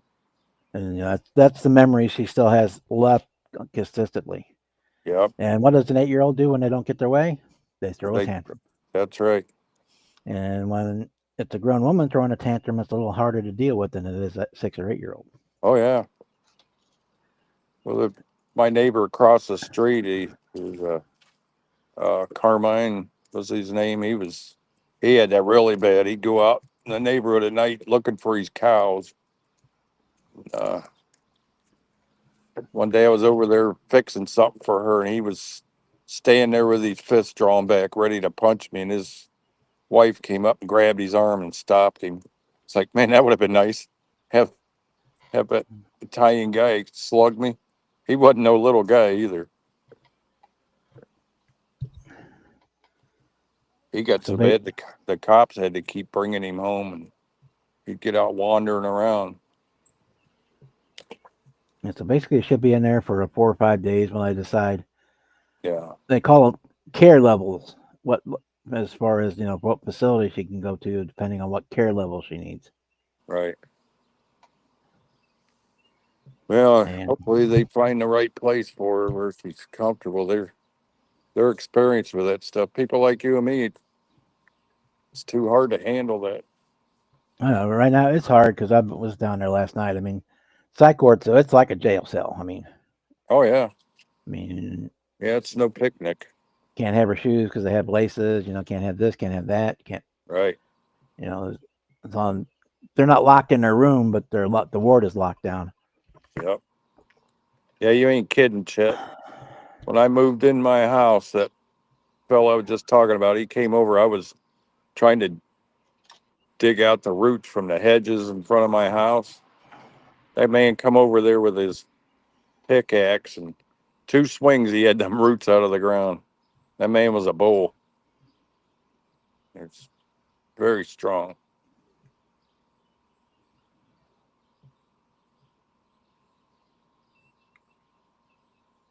How'd my nephew make out with his checks?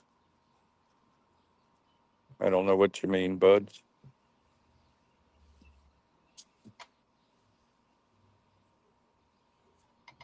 Nephew.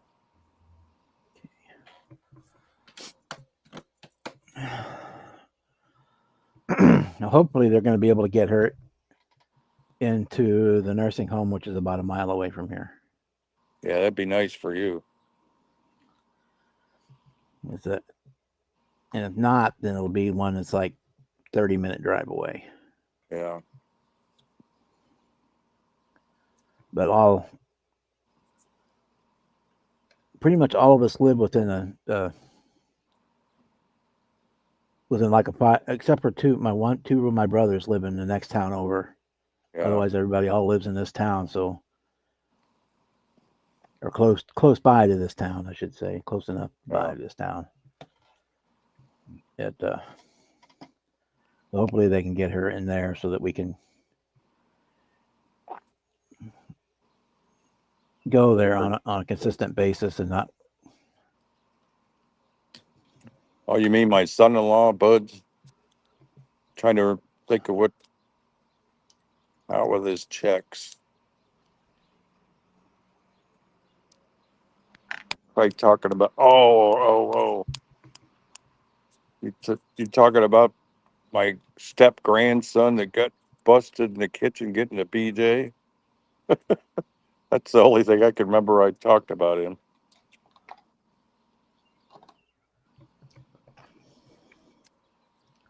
And my son-in-law walked. I think I already told you. He got up in the middle of the night, had his son and his girlfriend was in the kitchen doing what they weren't supposed to, and he walked in on them. It's like, what did you expect to happen? You let a kid bring his girlfriend to stay the night? I had to laugh.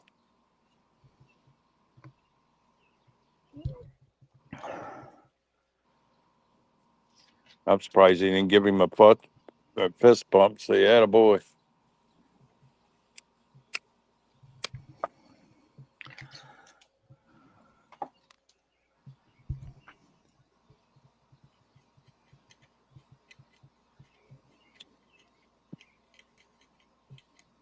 Yeah, new trucking company my daughter started 2 weeks ago. In Miller's Transport, they haul a lot of heavy loads, oversized stuff. She sent me some YouTube video links today of them moving rail train cars and stuff. Oh yeah. Yeah, that's pretty heavy duty stuff. Moving the windmills. There's a got company some right of them. around here that does that. The house, they lift up the whole house Yep, and move it to another spot. yep. Yeah, they got They put like trailers 100 with wheels up to under it. Yeah. exactly.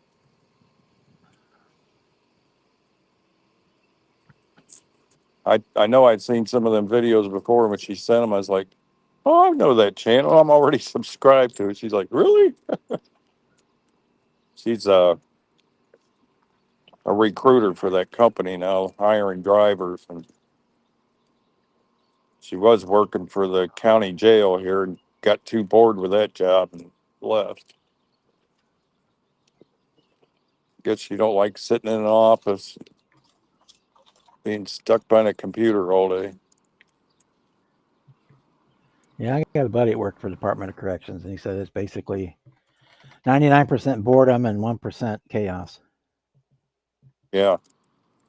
Well, they call this place the Oriana House. I don't know if every city has it, but it's where you go to spend your time when you get a DUI.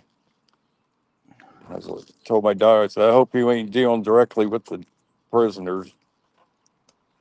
That could probably get kind Yeah, of dicey. he worked at the state one of minimum security, basically more like a Yeah, farm than a prison. But yeah, yeah, that's for that's the basically what this is. Yeah. nonviolent criminals and Mm-hmm. people doing the 120 days or 6 months or Yep. whatever, those type people. Yeah. So they weren't too interested in being animals. They were just Yeah. more interested in getting the hell out of there. Yeah. That's what. Keep their nose down, do their 60 days, and get the hell out. Yep. More like a place to go spend your time for your DUI or Yeah, it whatever, was almost not it's paying closer child support. to close. That, Yeah, that kind of stuff. Yeah, it's yep. almost like more like rehab than anything else for a lot of Right. those guys that were there.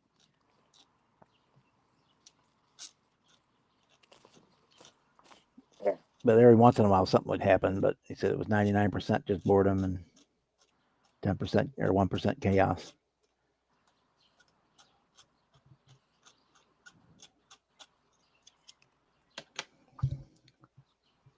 Jeez, Chet. That sounds pretty serious.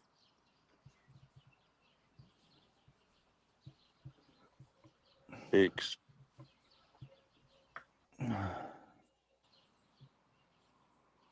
Campy knife sets are pretty brutal. I'd seen where Bud said something about he lived in North Carolina. I mentioned Gastonia. He must have lived in Gastonia. That saw company we bought our beam saws from, they had it was one of them saws that cut like 10 sheets of plywood or particle board or, cabinet Mm-hmm. parts at a time. It had 48-inch blades. It's pretty cool machines. They're cut down on our labor rate and production, that's for sure. We had like 4 or 5 of them saws. I don't know what they got now. I haven't been there in 20 years. I think the company's name was Holzmer or something like that.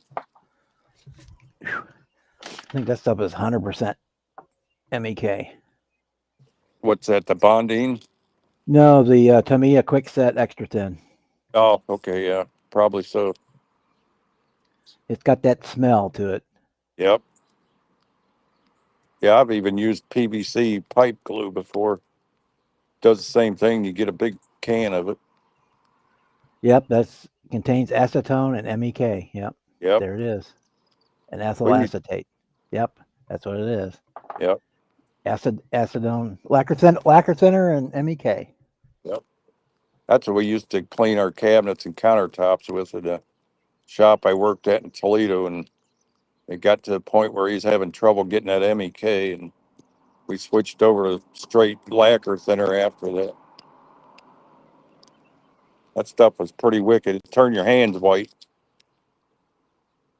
Yeah, it's not something you want to play with, that's for sure. It definitely give you a good buzz.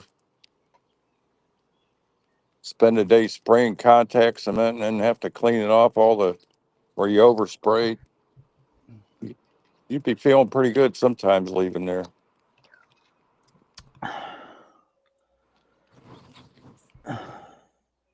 Oh, I see. It was a Hey, Juan. How you doing tonight?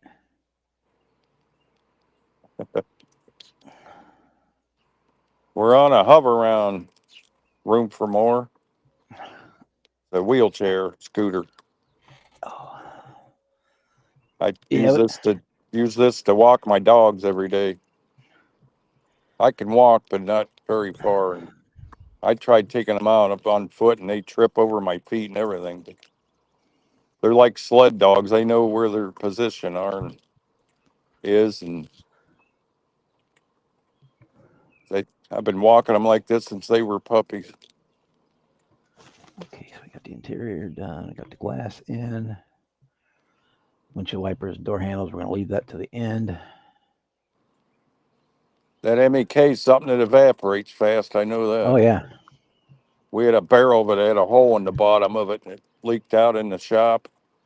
By the time we got there that morning, the shop stunk like high heaven, but thank God nobody had a cigarette lit.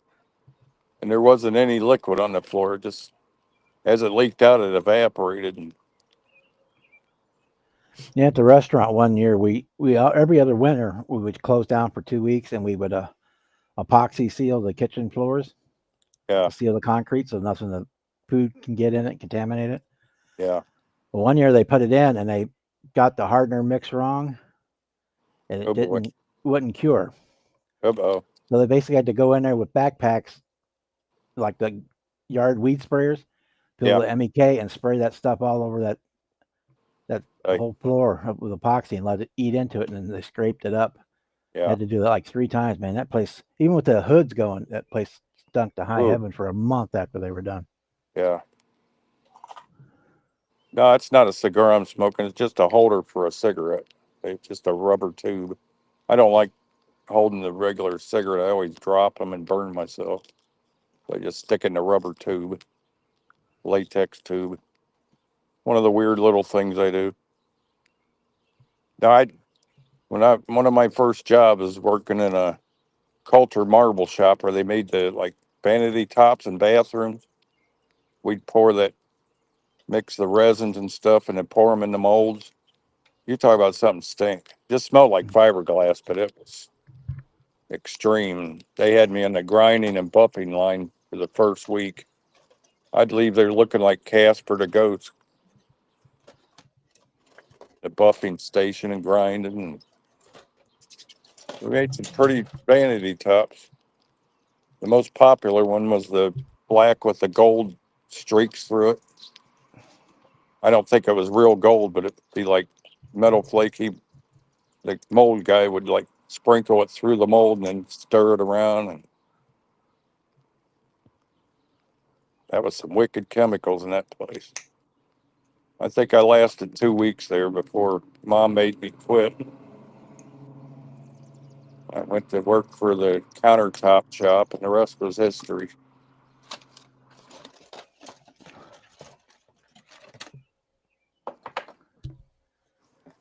Okay, that set is 71 and 70. What set is this one? 75 and 76. He's One the for the first back, guy I that think ever so. called me Schmitty on here. Oh, my buddies always called me that. Schmitty Schmitty. 75 and 76. Okay, so we need those. We've done sprayed. We're going to paint them black, I think.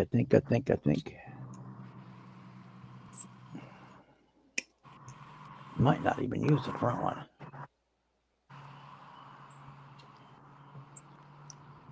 Yeah, that's what sucks about rolling around live when I get on the busy street here. It gets kind of noisy.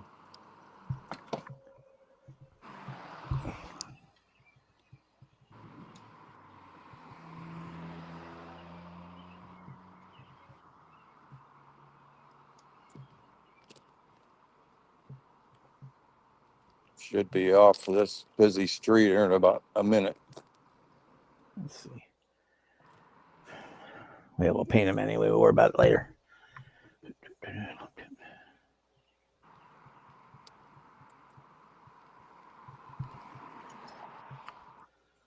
don't know why these live streams never want to work with my Bluetooth.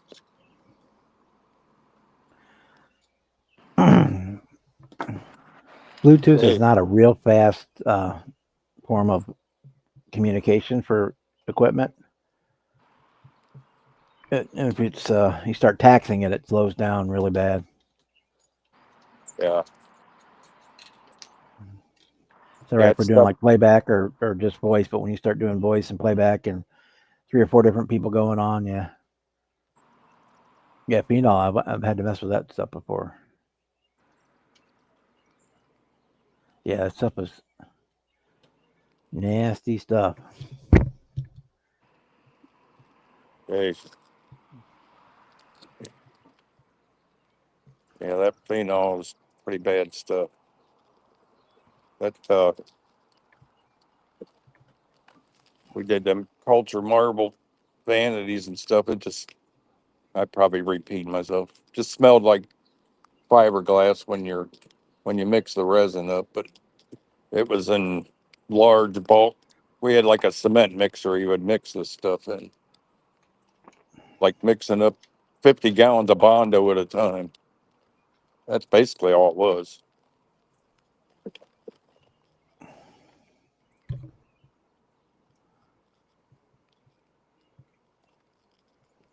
Guess those get attached to the bed sides.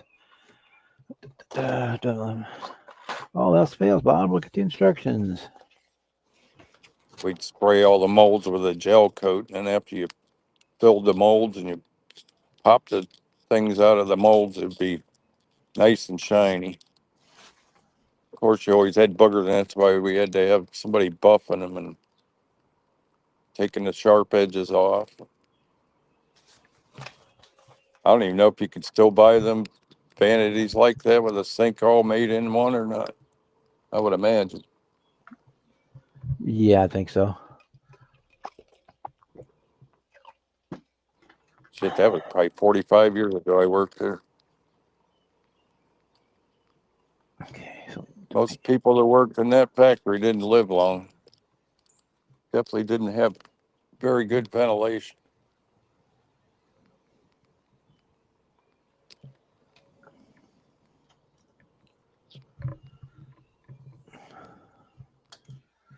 let's get rid of everything we don't need. Would you say you're working on the bed now? Kind of out of the noisy area now.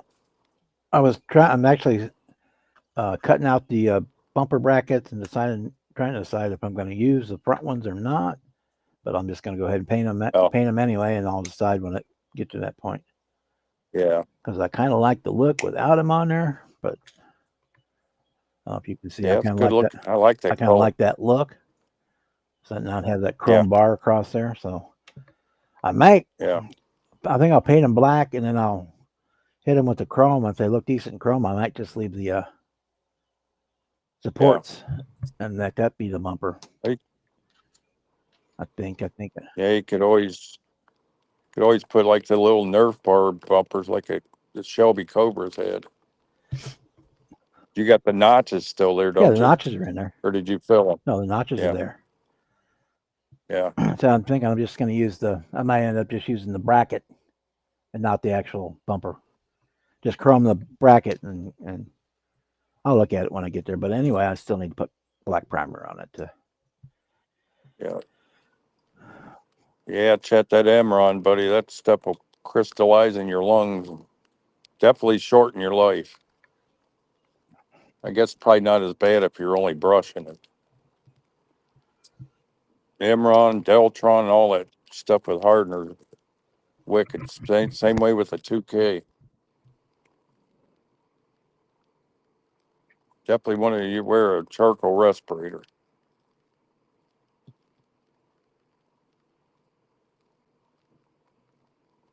A lot of these waterborne finishes, pretty nice stuff too they come out with lately. Doesn't last, what, 10, 15 years? for automotive finishes.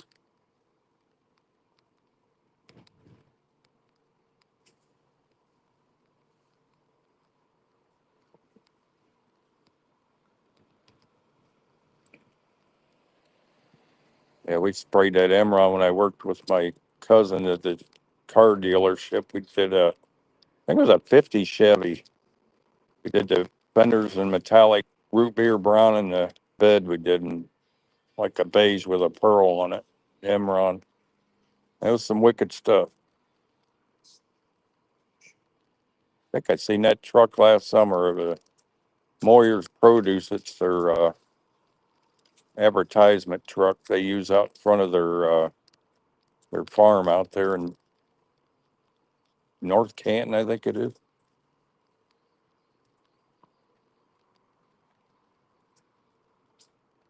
What's up, Eddie?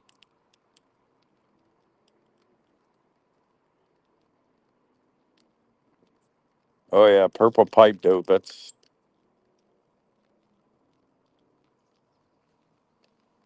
some stinky stuff, especially if you're under a kitchen cabinet with it. Did enough of that in my days. Okay, I got primer on those. I think the ABS cement was even worse than that black, or the black pipe, black cement.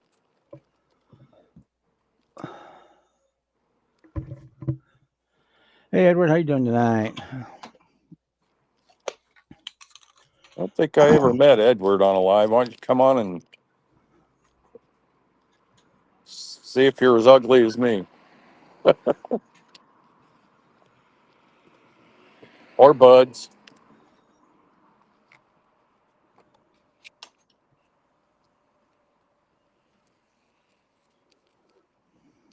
You ready to walk, Billy? Her name's Bella. I just call her Billy. She acts like a boy dog. All rough and tough, aren't you? Oh, yeah, you ain't kidding, Chet. I got a story about diff fluid. I got a story about everything, I guess. When I first started driving, I went to change the diff fluid in my 69 Ford and was laying right under the pan and pulled it off. Poured all that sticking gear oil all down the front of me. Of course, I had to throw my clothes away. I smelled pretty bad for about a week. Never did that again.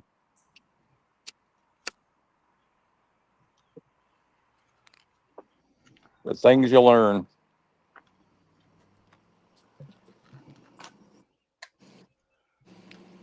Okay. I don't know. Back then, I was young and didn't know no better. I guess I was assuming it would be thick grease when I pulled that cover off. Who knows? Not that one. This one.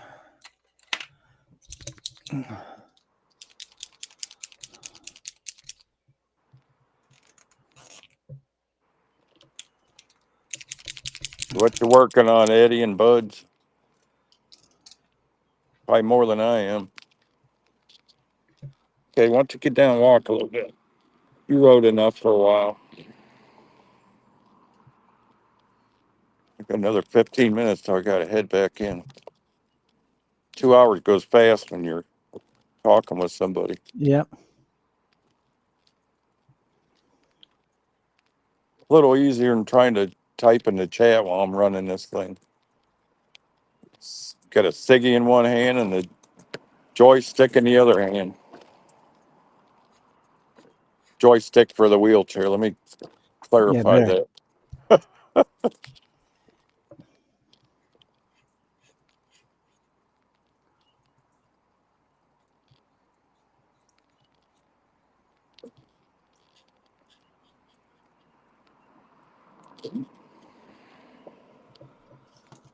Oh no, that's a mess, Chet.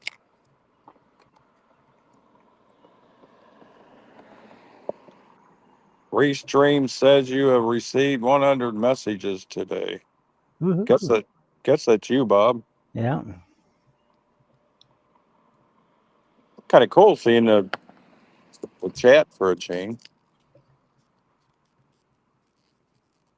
Someday I might figure this phone out. Thanks to Jimmy, right? You know what? Whenever I can't figure out something on my computer, I have to go get my niece or nephew to come fix it. Yep. I said, "Oh yeah, you just do this, this, and this." And I said, "What the hell?" In fact, yesterday my brother, his daughter, had to come help him because we were on sitting in the hospital. He was wanting to watch movies on his phone, but not make any noise. So he said, "Oh, I think you can Bluetooth my hearing aids to the phone." There you go. And he spent there and fucked with it probably an hour and a half. And his daughter came over and said, "What are you doing?" So I'm trying to hook my hearing aids up to the phone so I can watch the movie. She's like, boop, boop, boop, boop, boop. And then, boom, connected. Yeah, Legos are pretty cool anymore, Edward. You got some amazing things they're doing with that.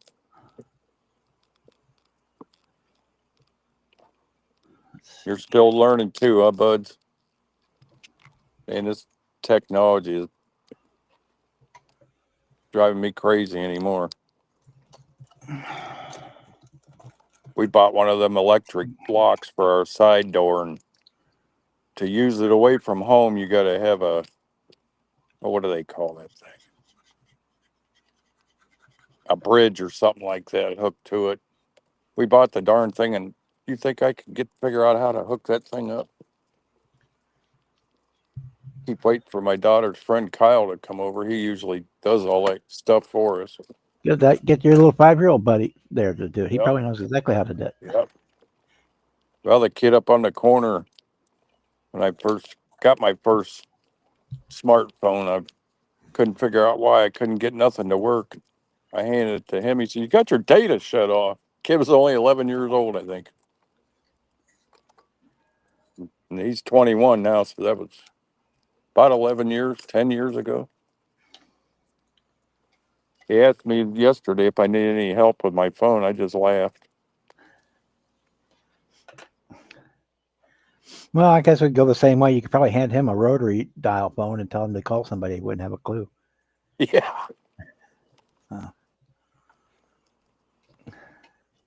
I used to be pretty up on technology when I was still working with CNC machines and stuff. But I kind of let all that slip my mind since I retired at 40.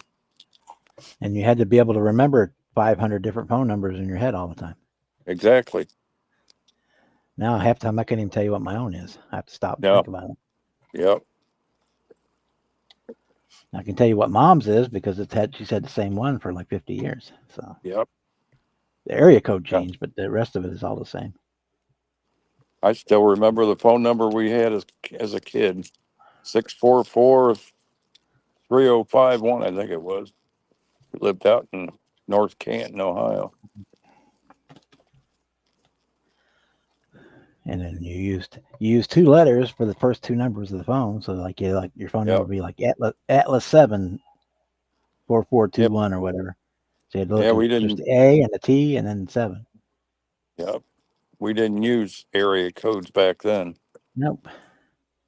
You had long distance, you'd call the operator and say, "Dial this up."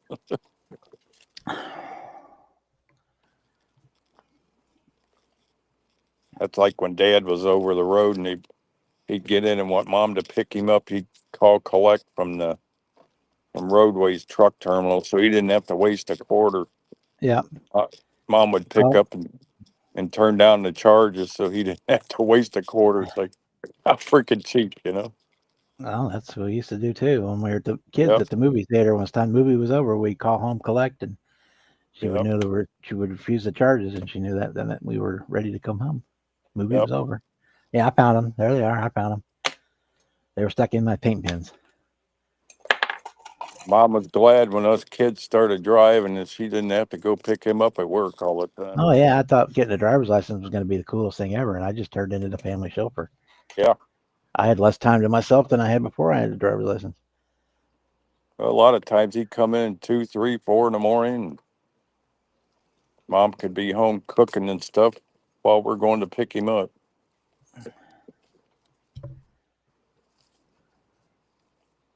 I'd hate to think of the millions of miles he drove over the years. I got a whole drawer full of his million-mile awards. You got some that are 5 million, 2 million, 1 million. They didn't give out junk awards either. It was little badges with like different jewels in them, cast in gold. And Yeah. while they did that, I get them together and I take them up and scrap them. They ain't doing me no good. I got his original chauffeur's license from 1946, I think it is. Or no, 49. It's like a brass badge. He Chad, I hadn't seen would anything pin about that his yet. truck driver's hat.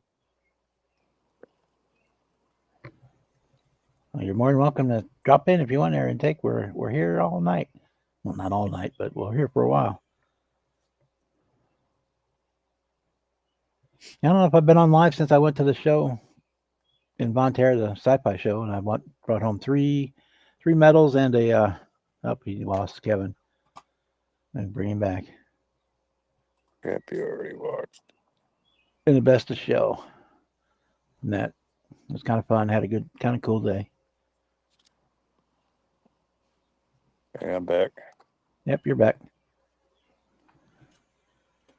Okay. He typed in a question. He said, "Oh, I forgot I already asked you that." That's the one that's in the rehabilitation center having therapy.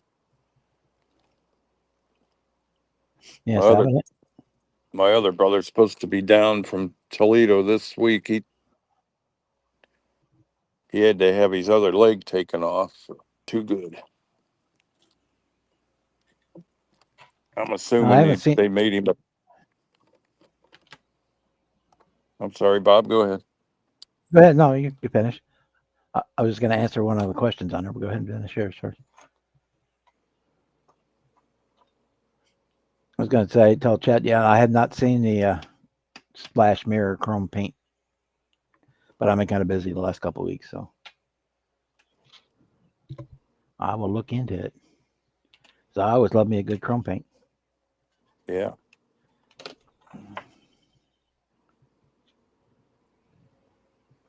That Revell chrome seems to be the best.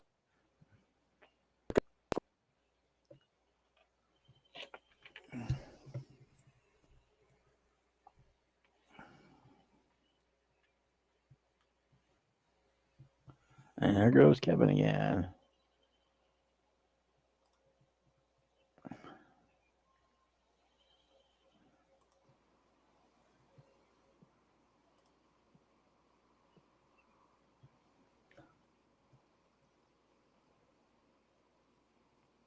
Oh, Iceman's got it now. Yeah, I'll check it out.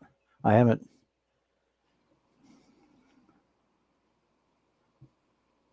I'll say I'm real happy with my AK Super Chrome, but I'm always willing to expand my horizons.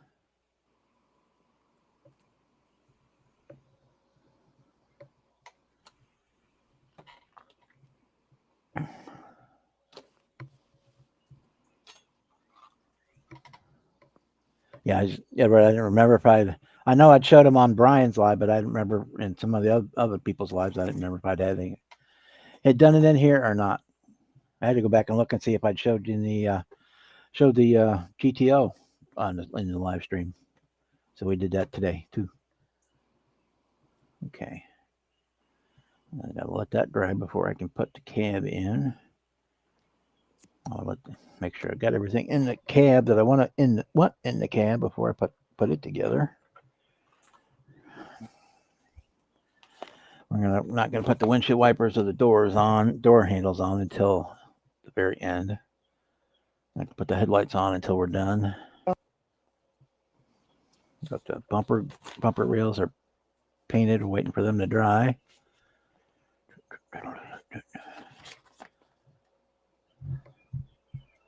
That's pretty much it. We're waiting for those, and I can paint my battery up, I guess.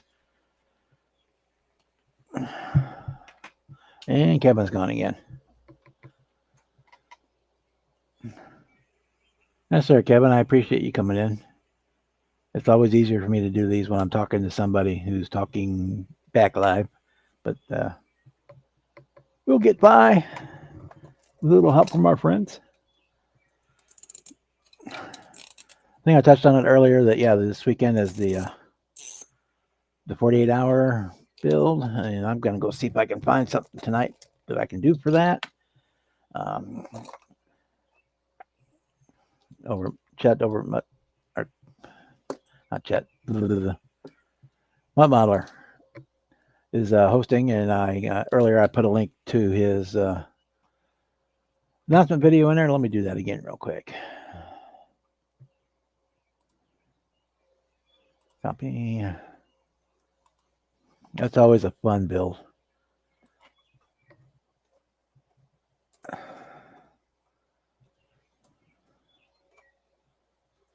It starts Friday night and ends on Sunday night.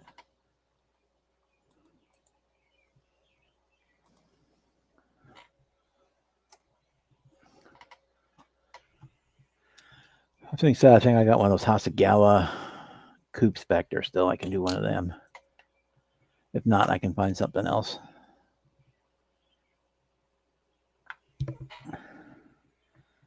For me, the trick on those 48-hour builds is to get the body done as quickly as possible on Friday night, so that you can let that paint dry while you work on the other stuff. And then by Sunday, when you're ready to put it all together,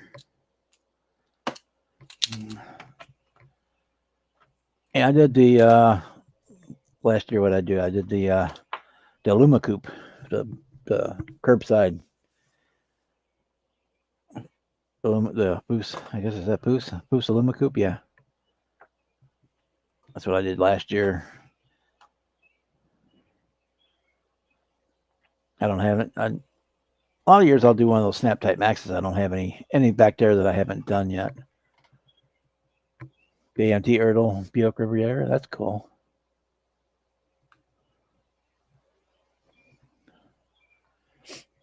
So I'll look tonight and see if I got anything back there suitable. If not, I'll make a run to the lobby of Hobbies or Mark Twain and see what they've got. Something that can build quick and simple.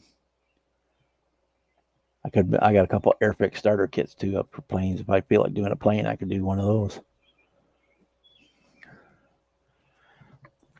I think I still have the ship. Do I still?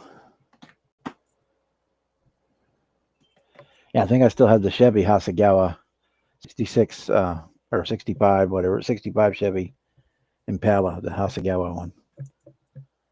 That's a curbside. I can do that one. Definitely can do that one in 48 hours.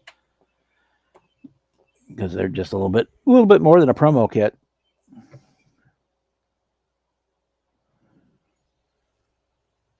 They only have about 12 or 15 parts to them, so if you can get it painted right away, and you can do the foil and stuff under the paint, so that you can make that all turn out nice. And I'll either do that one, or I'll look for see what I've got, see what hits my fancy. If I would have remembered, I wouldn't have done that. I'd have waited to do that concept Camaro until that, but I already built that one, so maybe I'll go by Ollie's, and if I got another one of those, I'll grab another one of those, and I can do that one. Just do it in a different color, change out the wheels and stuff.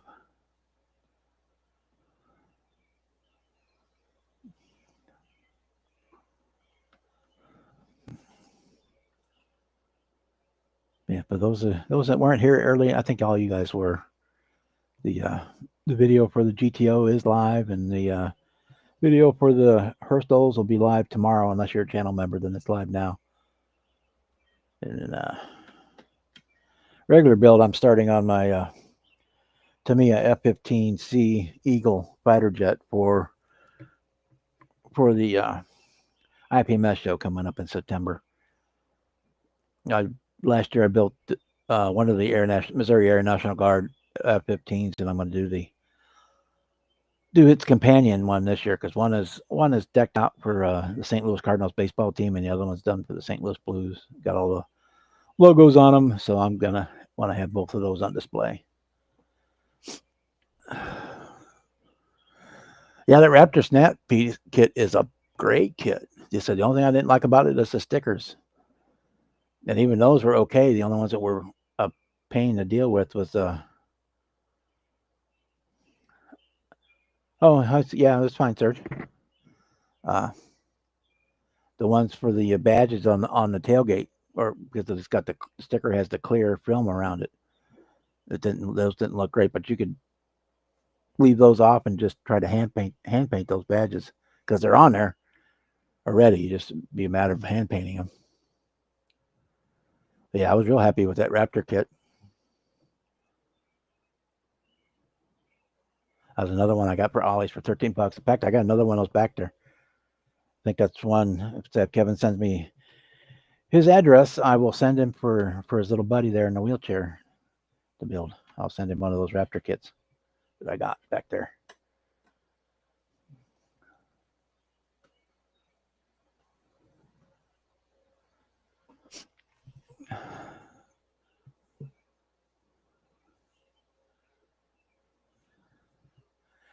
Truck. Is it supposed to be TikTok?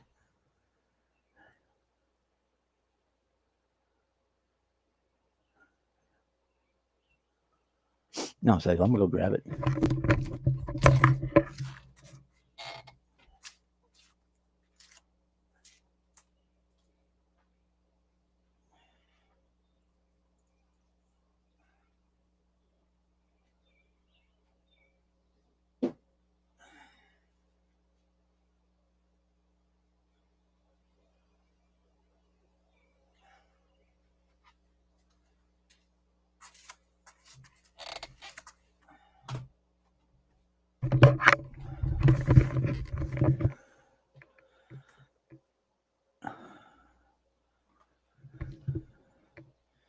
Yeah, I was real. So that was the only thing I didn't like about this truck was the way the stickers fit on the rear badges. But other than that,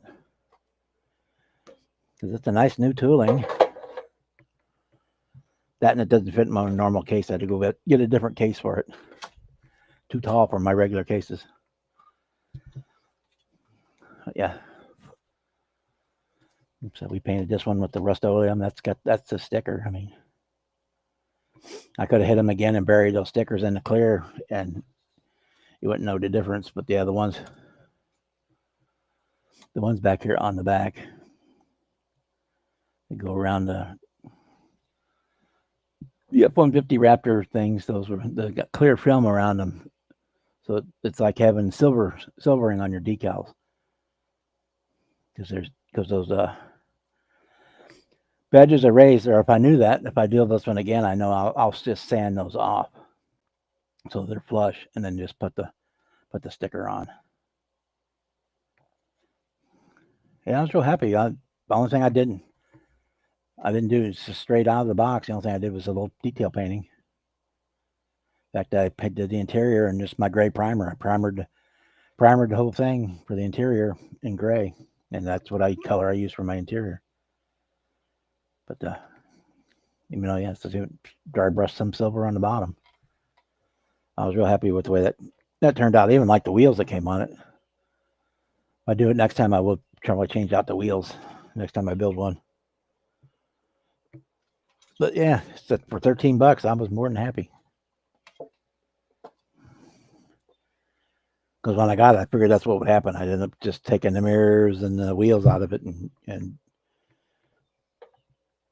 parting out the kit. But the only other thing I did do on it, which in hindsight I probably didn't have to do, but it does still look a little better. Something. Sorry, I don't know where Skelly's hand is. It's here somewhere. The area beneath the wiper blades down to the bottom to where the hood top is on the kit is plastic then. It's all solid. So I went ahead and I scribed the lines and cut those out, but that's all black down there anyway with the windows surround. But I think it does look a little bit better because I could have those be in the matte black, and then of course your window is going to be glossy because it's under the glass.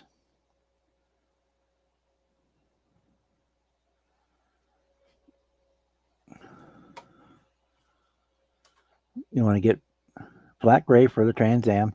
I just use for the gray. I just use straight up gray primer.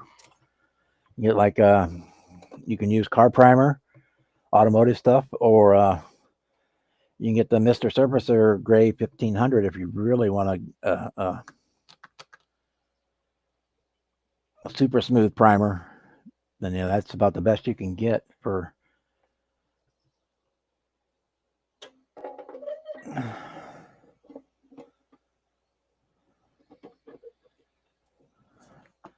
That's all right. My grandma knows German, but I don't. So how it works that way.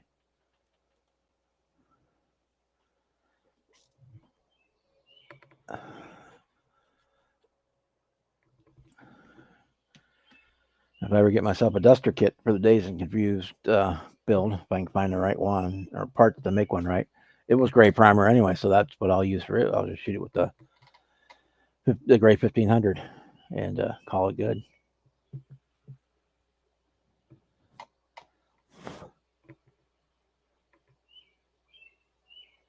Okay, it's painted, but I want to wait until all this is in. Drop the battery in so I can see where the wire cables need to go.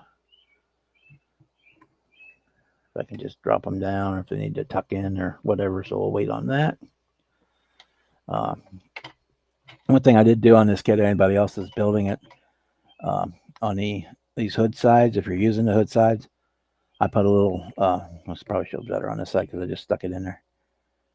A little shim of plastic. You're not going to see it from the inside because the interior tub will cover it up. And where the firewall is, it kind of covers it up.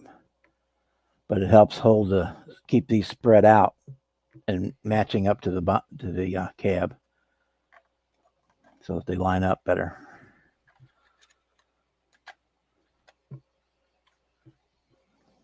It helps make that joint line up better. If I can actually get the body on there the way it's supposed to be. Oh, I got it on the outside, so that's why it's not lining up. See, that's why I needed them. Let me do it with two hands instead of one.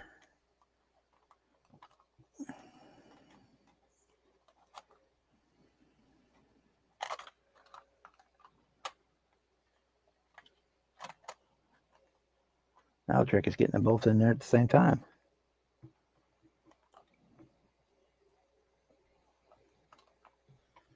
Spread the bottom out. That's what we want to do.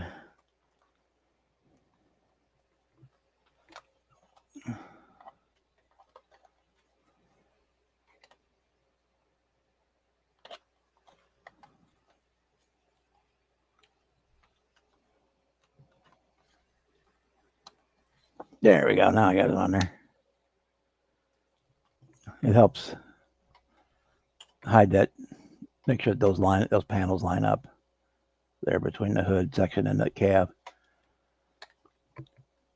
on both sides. But then you won't see it because the firewall on the inside, because the firewall is behind that.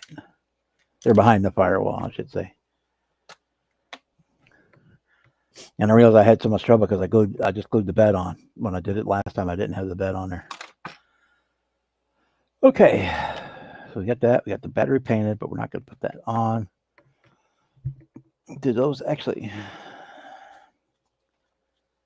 Okay. They want me to put.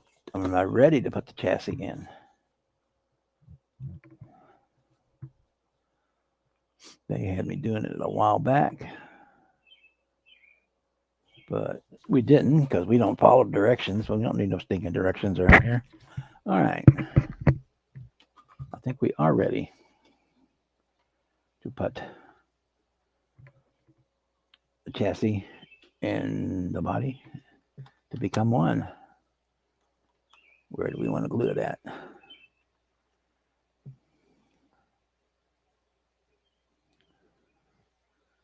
Hit a dab there. On top of the rails there. Make it inside of there.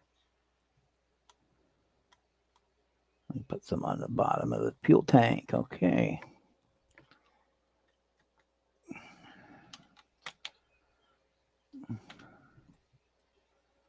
And yes, I'm going to use red tube because I want a little bit of working time.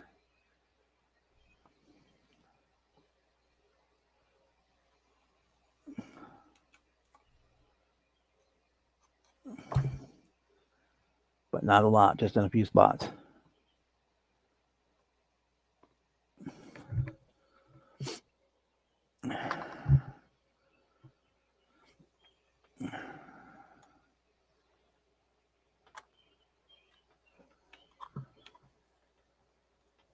Down in there.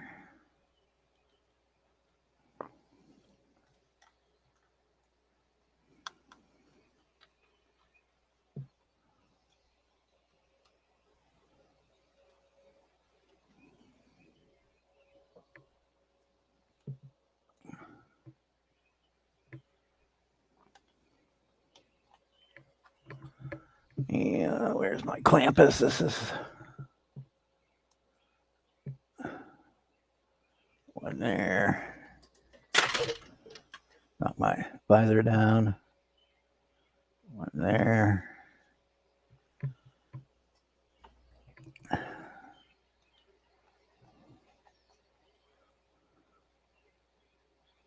Okay, I can't put one there because the bed isn't.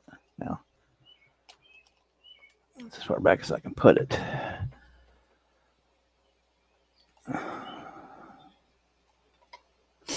Apparently, I should have done that before I put the bed on. Oh well, we live and learn. Live and learn. When you guys are doing this kit, put the chassis in before you put the bed sides on. So you got something to clamp it, something to clamp to. Let me give you one of these big ones. Paper towel so I don't mess up the shiny side.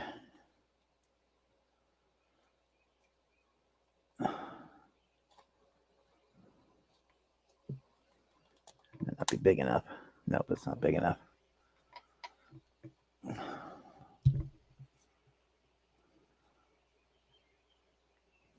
Not big enough to stretch around that tailgate. I just have to hold it. We can do that. We have the technology.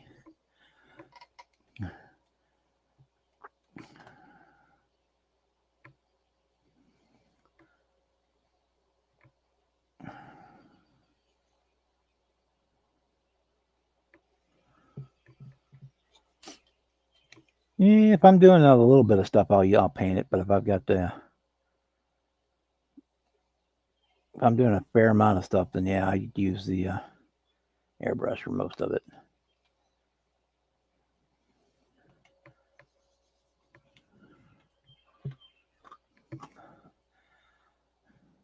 Well, that Kevin, that Herstol's, when I got it, I bought it as a parts kit because when I saw the picture on eBay, it looked a wreck. And what they had done, when they decided to paint it, they just actually literally poured latex house paint onto the body. So I was just going to get this parts out of it for other builds. And I started going through the kit to see what was there and what wasn't, besides the tires and one set of wheels were missing. And everything was there. So I threw that thing in the tub full of LA Awesome, let it sit for like 3 days, and got all that latex paint off of there, and built her up. It turned out great. Yeah, I can do a pretty good job with the brush painting. Trick is if you get it, you want it to be thin, but not too thin. And then once you put it down, you let it dry before you put any more on. That's where your brush marks come in, because the paint gets thick and it starts holding the shape of the brush when you're putting it on.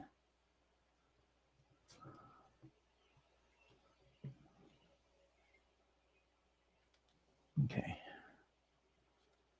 I think that's going to stay where it needs to stay now. Glue tacked up enough. Paint and primer all in one. Yeah, let's see it. I don't know if I have that picture on this computer or not. Let me look at what it looked like. I'm not sure if I do. I may have deleted it off or moved it to the other computer because I was finished with the build. Let me check.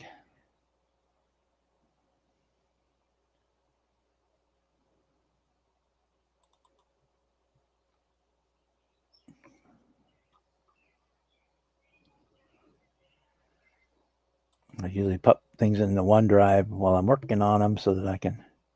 Yeah, it's there. Okay. Present screen. Window. Share. There we go. Yeah, that's the eBay picture that I bought it off of. The interior was paint glued in to the on there because basically that's what they use. They use latex house paint, and you see where it's booged over onto the chassis and stuff. And I got it all stripped off, and yeah, well, yeah. I stole these kit wheels for another build. That's why they weren't in there. But the other one set of wheels, because I bought it as a parts kit because I thought the body was all tore up. But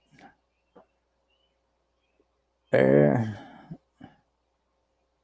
that's what it looked like when I got it.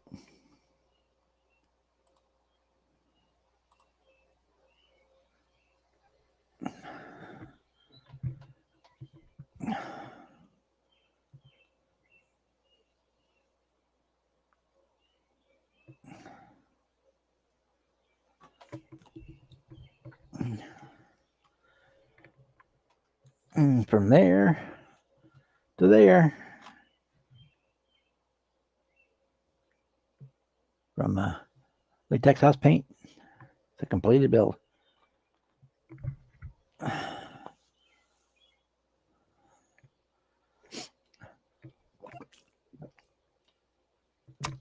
Yeah, I like bare latex house paint too, but it belongs on the house, not on a plastic model.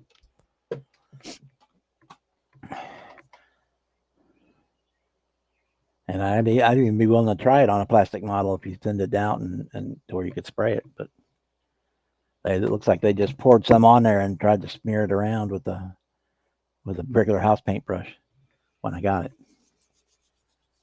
So yeah, it worked out. I think I paid $10 for it. But you can get it. You can find them on eBay's pristine kits for not much more than that. But that's a great kit. It has the engine.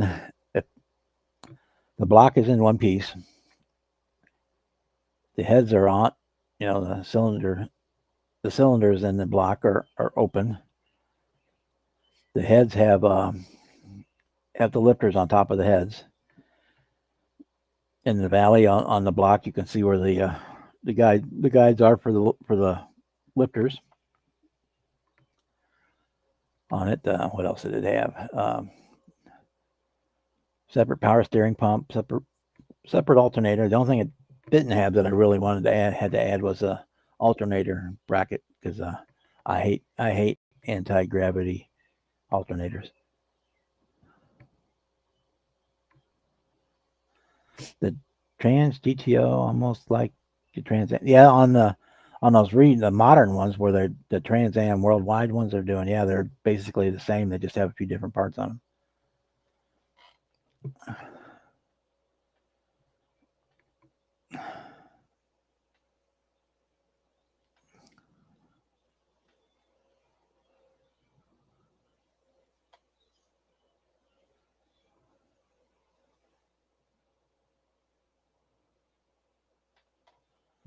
Oh yeah, in the movies they do as cheap as possible. I would never, other than like kind of like the way they did for Dazed and Confused, rent out or borrow, let movie theater or movie production crew borrow one of my cars because if they want a camera in one spot in the dash and your dash is in the way, they'll just cut it out, cut a hole in it, put the camera the way they want, and then they'll pay you for damages.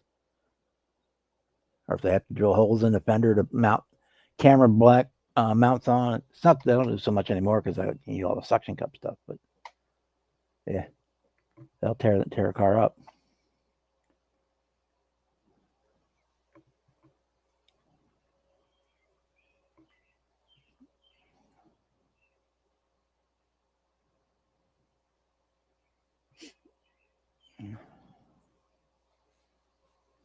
Oh yeah, if you're talking about the Trans Am Racing Series, yeah, there were GTO, Trans Am GTOs, and Trans Am Trans, pretty much everything had a Trans Am series cars that were circuit track cars.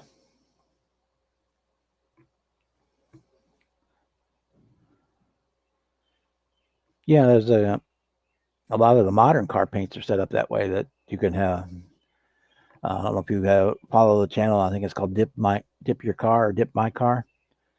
Every week they come up with some kind of weird color shift holographic to spray on wrap basically. And they'll paint the car some funky color, and when they're done, you can just peel it off. It just peels off.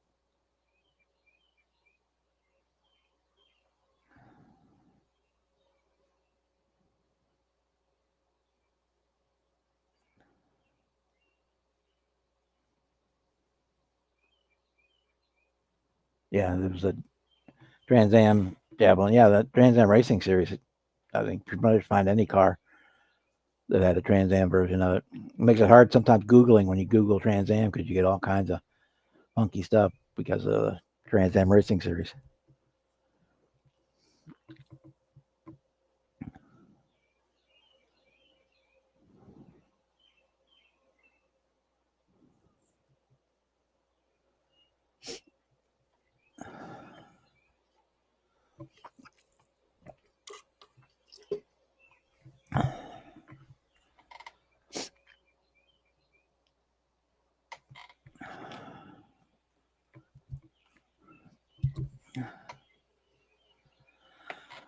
Which ones are the back ones?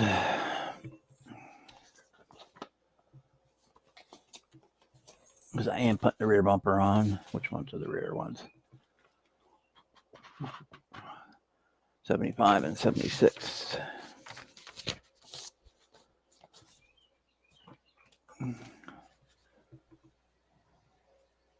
Which are the other ones? They're not those.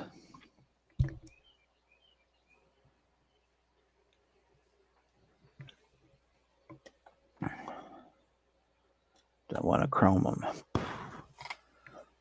Do I want to chrome them or leave them black? I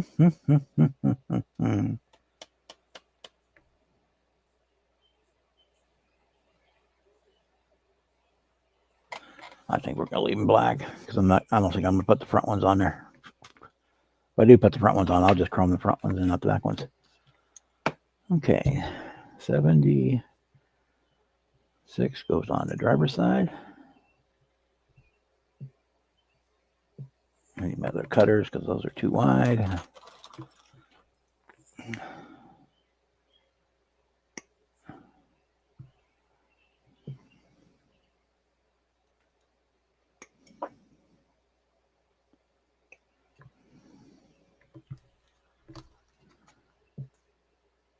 And we have part 76, driver's side. It's supposed to go on. The curly Q goes to the outside.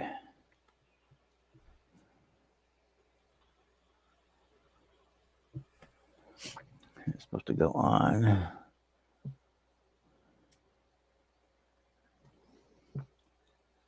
It gets mounted right there. Okay, where's my knife? Do some scrapping. This year, let's see. Since January, I think I've only done two. Went to the sci-fi show a couple weeks ago. And I went to the Mississippi Valley, or Missouri Valley. I can't remember, Missouri Valley or Midwest Valley. I don't care. Midwest Model Vehicle Show, MMVA. Yeah. Midwest Model Vehicle Show. That one they do twice a year. And that was in the spring. I kind of wanted to go to, I couldn't go to the Kansas one because of the way it's set up. I think there was one I think the Indiana one was last weekend. I have one coming up in September. Then I go to Acme in October. And I might go to the Columbia one again, which is in November. And then the Mississippi, again, that Midwest Valley has one in the fall too. No, it won't be that because it's the same weekend as Acme. So basically, I had two more shows to go to this year. Unless something pops up, I got free time or something, then I may go to another one.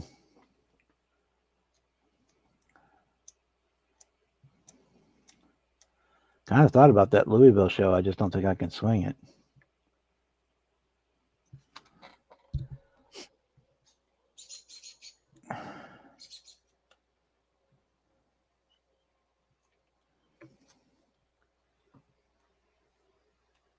Yeah, and answer your questions. I've gone to 2, and I'll probably go to 2 more.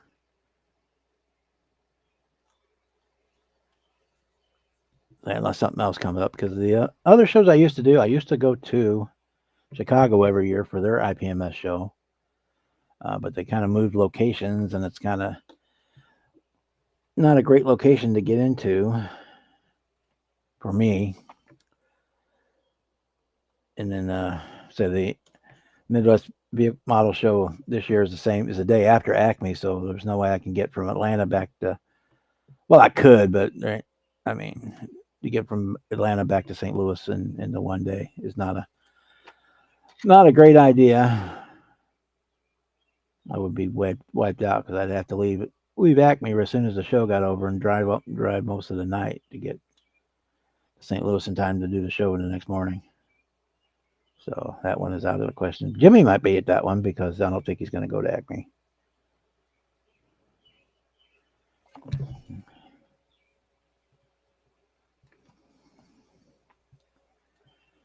Because his parents don't want him to go. I don't think they don't want him to go that far away from home right now. So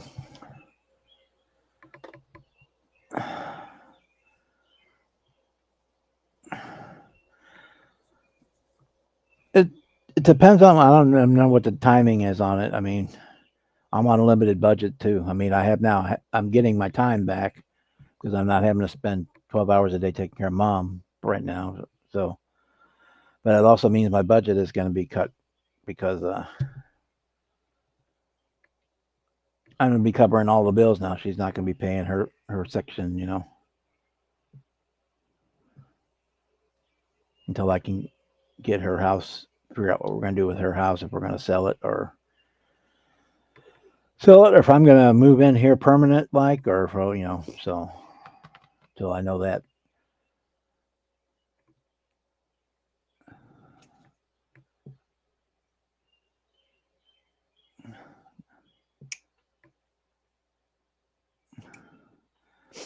Anything I can probably drive to and back from in a day would be something I would consider doing. Yeah, so that's the same weekend as Acme. Acme is on the 25th.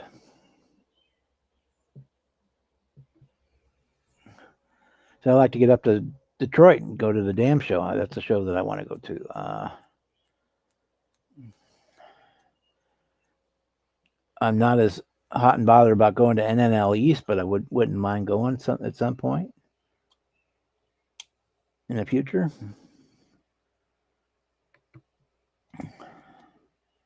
But again, that's the show. That's more than a day's drive. So, well, Acme is too, but that's kind of like my vacation is going down to Acme for the 3 or 4 days, or it has been in the past. We'll see how it goes.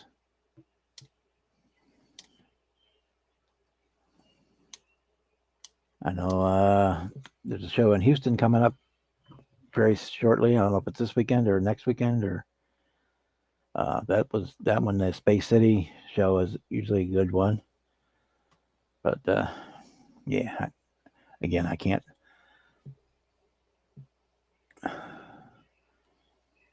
I could afford to go, but I can't afford to be that far away from home right now until we get mom for sure settled in and things stabilize there. So, even though my nephew lives in Houston, so I got a place to stay, so I wouldn't have to pay for a hotel room and stuff.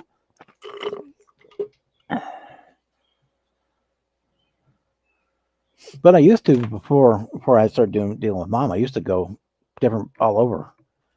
I pick different shows. Um, I've been to Denver for a couple of shows over the years. I've been down San Antonio. That was a really cool one I went to down to San Antonio. Pardon me, I gotta pull my underwear out of my butt.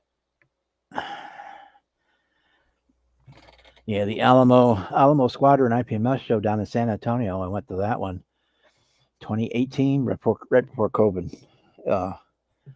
That was a great show. I had a blast down there. Again, that was kind of like a mini vacation. Yeah, Space City show is this weekend. I thought it was close. That would be a good one to go to, but that's right at 12 hours of a drive for me. But I've been to shows in Philadelphia before. I've been to shows. Been to one time in DC. Well, not in DC, but it was out by the airport in Virginia. So I used to do the Chicago one all the time. I thought about going to the one down in just south of Nashville. That one's I think is in November.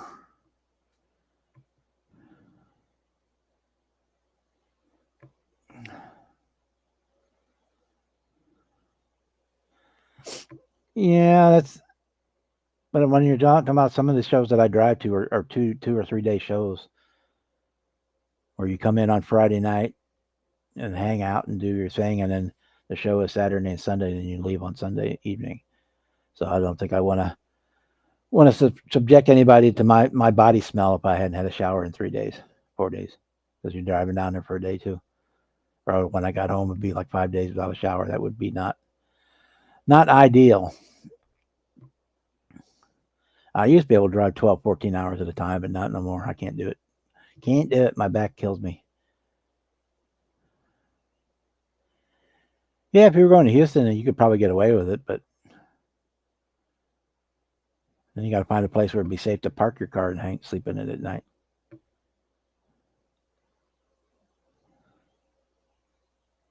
Because times are different.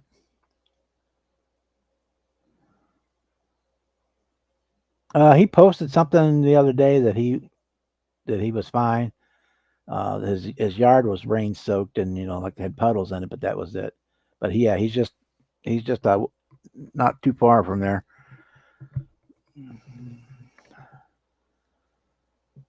Because that was just kind of like northeast of the San Antonio Austin area, if I got my geography right, where that flood happened, and he's just south of there.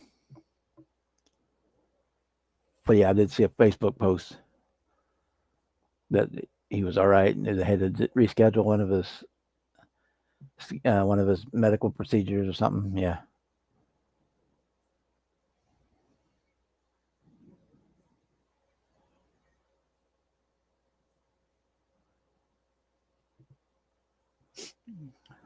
But yeah, he's not been into live. But I did say I saw that Facebook post yesterday, day before. I think it's probably day before when I was sitting at the hospital all night scrolling through Facebook.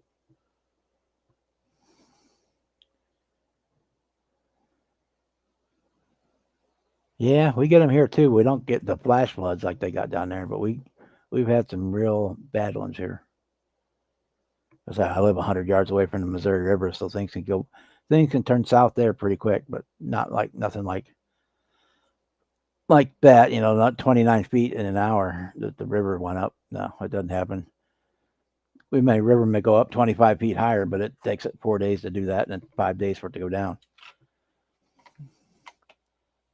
The only flash flood we really get around here is our city park, which is designed to be that catch basin for overflow flash flood type waters, and you can go to bed at night and wake up in the morning and there'll be 6 feet of water in the soccer field or in the baseball field or whatever. The park is all underwater. But they kind of designed the park to be that way so that it could take the brunt of the blow from the water.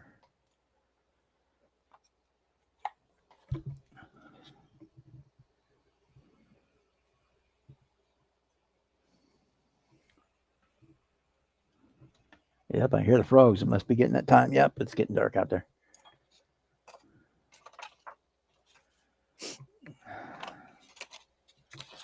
Yeah, I went and get the pool on Friday night, waiting for the fireworks display to go off. And the damn thing was full of damn frogs. To chase all the frogs out of the pool.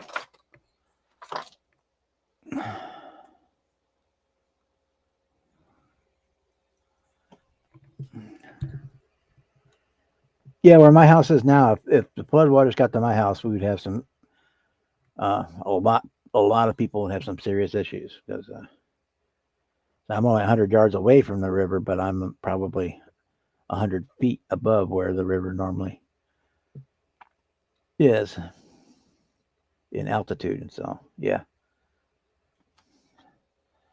Now I've had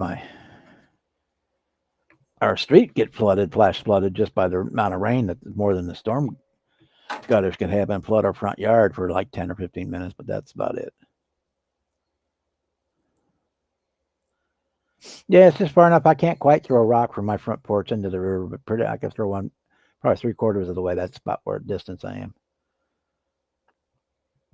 It's about half a block, and then it drops off the bluff, and then there's the two track railroad tracks there, and then the river's on the other side of that. No candy bars, just frogs. I had to chase them all out, which had surprised me because it's a saltwater pool. I didn't think they would, like being in salt water, but that didn't seem to bother them. They were having a good old time. So,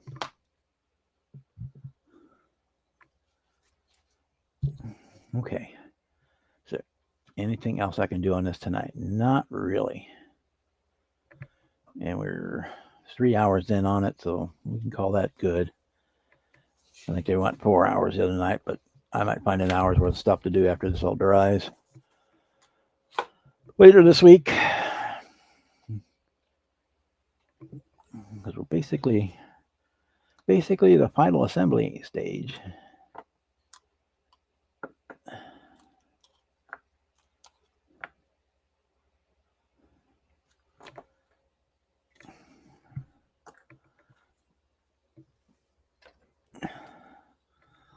We want some glues that parts I glued, let them dry up, harden up for a couple of days, and then we can put them together.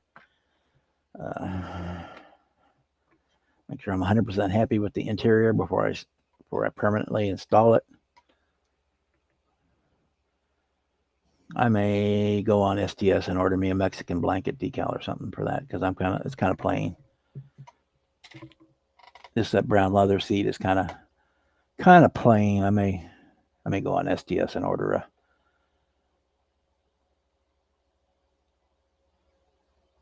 a Mexican blanket to go in there just to brighten it up.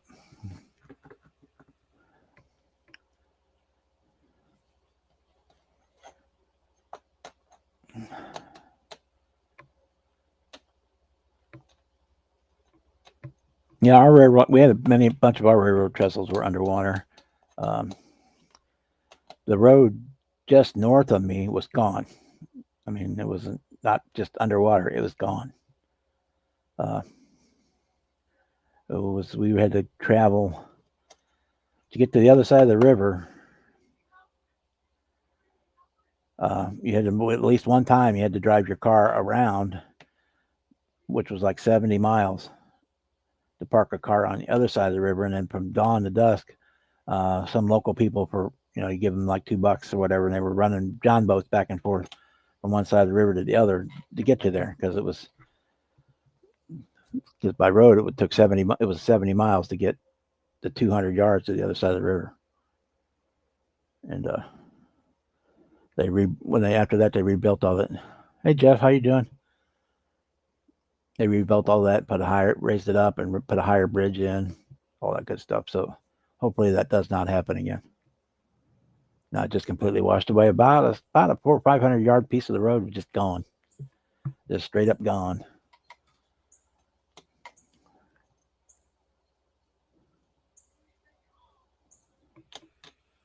But, yeah, so we can put this away. We can put this away. I still need to paint the inside of that. I can do that.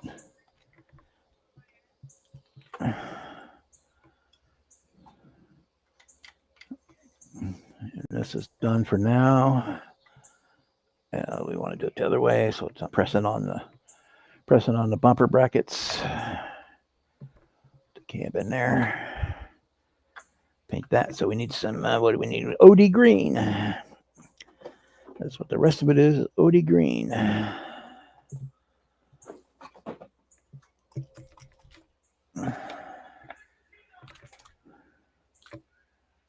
Well, sounds like the neighbors having a fight again.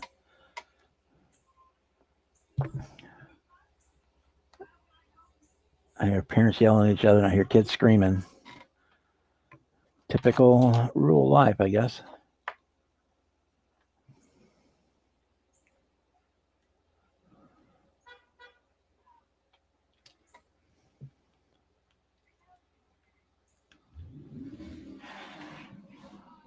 Now they're peeling out, so they must have. Be a good one. We'll probably be hearing the police sirens here in a little while.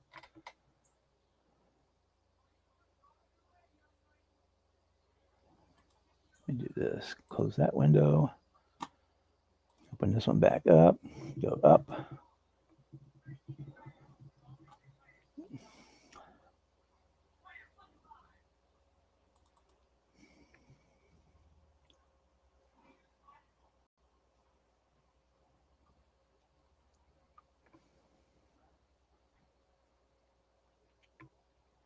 Okay,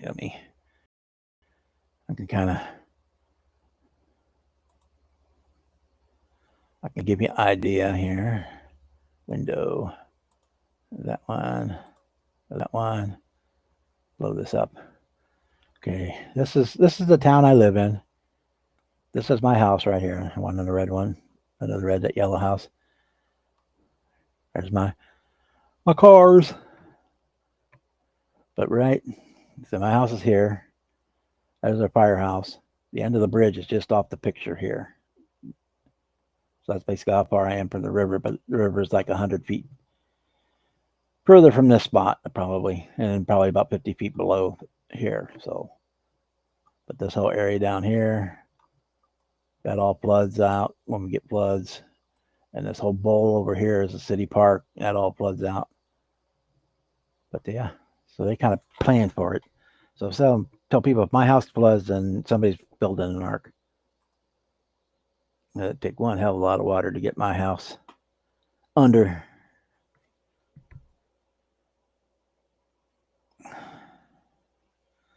When I was a kid, we actually lived in a house that was on stilts. I mean, right next to a different river, but right on the river. Our house was actually up on stilts. It was like 25 feet in the air.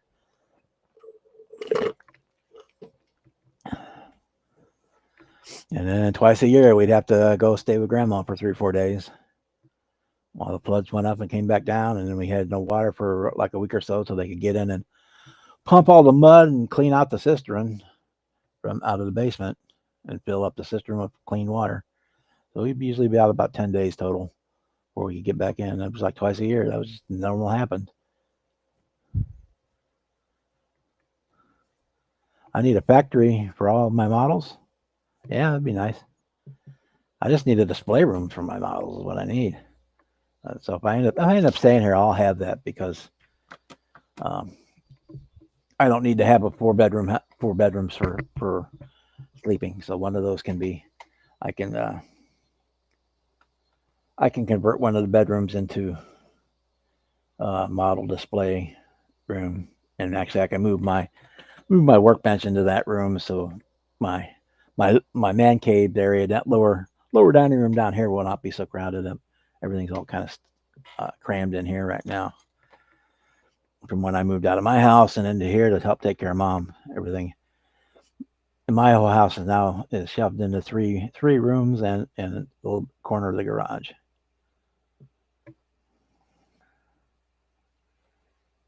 All my guitars are packed away. I got a lot more models that are built that are packed away because I just don't have a place to put them. I don't have room for them. I give a bunch of them away too. Just because of that reason, I'm out of space.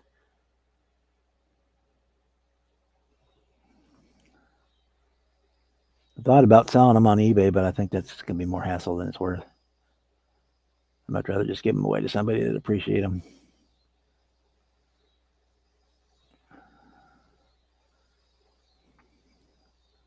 A lot of them are military aircraft, and I thought about taking them to the library and giving them to them, but that's not politically correct anymore. So a lot of them have that logo on the tail. So even though it's history, and where would you go? In the library would you go to find out about history? People get offended by that stuff. So that's another story for another day, because I don't want to go political here.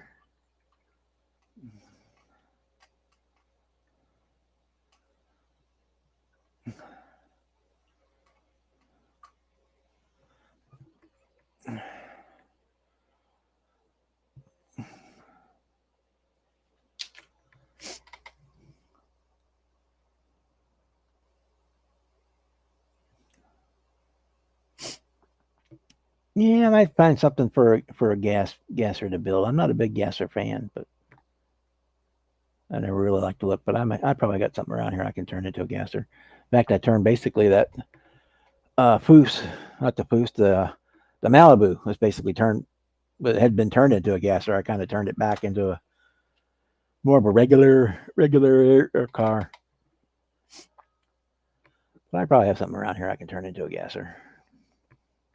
I got gasser parts because the 55 Chevys come with gasser parts in them now. If you're lucky, about half of those kits have the gasser parts in it.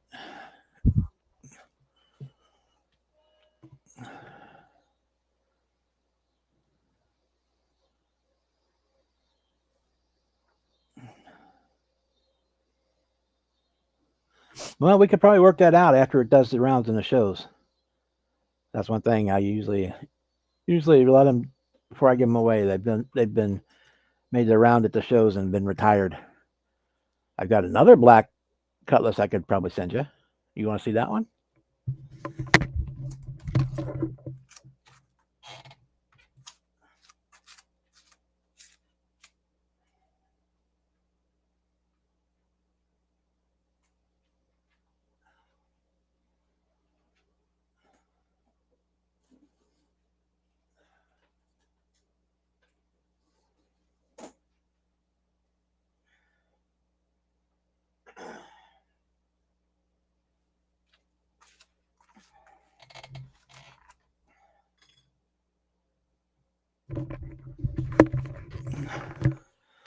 This one is the 442 version. Which I kind of it's kind of dusty, but it kind of is.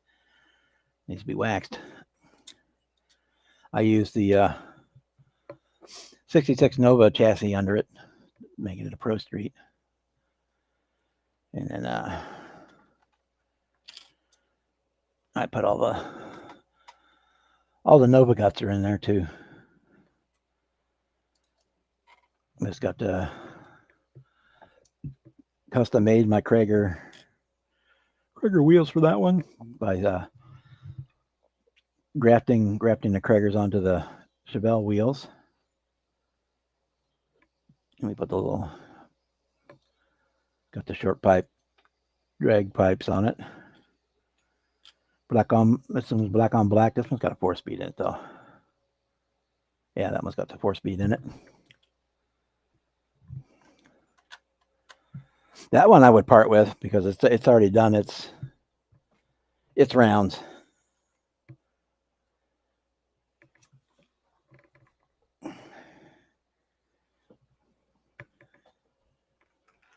Oh, shoot. In fact, we'll get it cleaned up.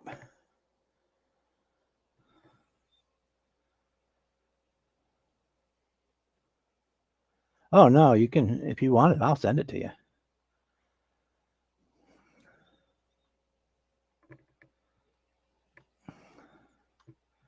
I sent one to Papa not too long ago. He asked about one, and I sent him a 66 GTO that I had built a few years ago because that gave me an excuse because I always wanted to revisit that model. So I sent in the one that I've already built and built a new one.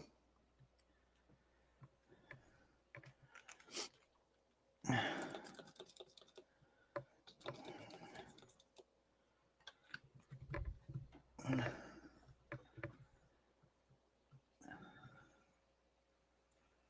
fact, I don't even remember if I did this one on YouTube or not. This may have been. I was on YouTube, but I don't know if I ever even did videos on it. I couldn't tell you for sure. Don't remember. Did I use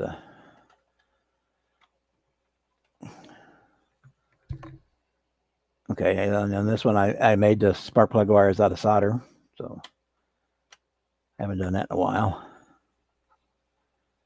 No, now that I found the Morgan ones for $5, it's a lot much easier just to. They're ready to go. No muss, no fuss, no drilling. Just the paint on this one isn't perfect, but it's pretty good. It's got a little bit of orange peel in it here and there.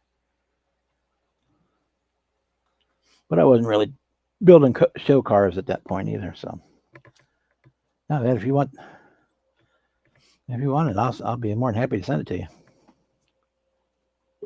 Opens up a spot in my display case for another car. Da-da-da-da. That's how that works. Probably the coolest feature I think on it is that stripe is actually the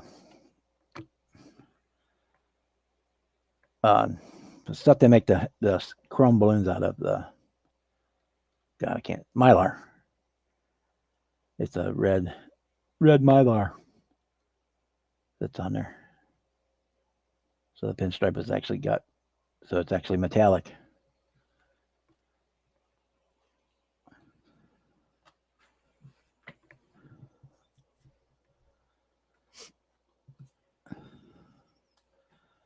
But if you want it, Kevin, just let me know. I can box it up and send it along with that snap kit for your little buddy. And I have no problem with that at all.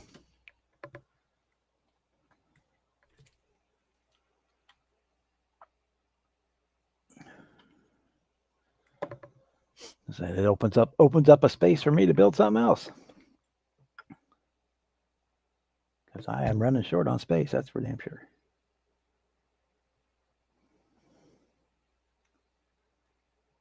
Because I have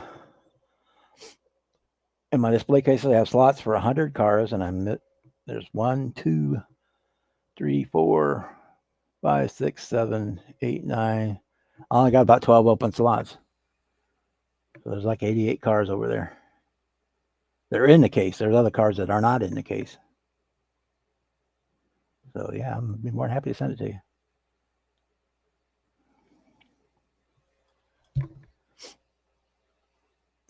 My brother has 5 or 6 of them. My niece came in and she saw the mellow yellow NASCAR, and she said, "Oh, that's from Days of Thunder." So, well, not exactly, but pretty close. And she said, "I like that one," so I gave it to her. My cousin's his dad. I mean, that one I did do it over the last fall. His dad passed away, and he had a '69 Camaro that was all had the doghouse or mailbox, however you want to look at it, scoop with the fiberglass hood stuck on it, and had the big monster Kragers in the back and side pipes and all that. And I built the model of his car for him. And my sister is 72 vet. I built her a model of that 2 years ago. So yeah. So just email me your info, and I will send you the Cutlass, and I'll send you that Raptor kit for your little buddy. In fact, I even got a box sitting here. I'm going to have to go hunting up a box. I got a box that fit with 2 cars in it, just perfect.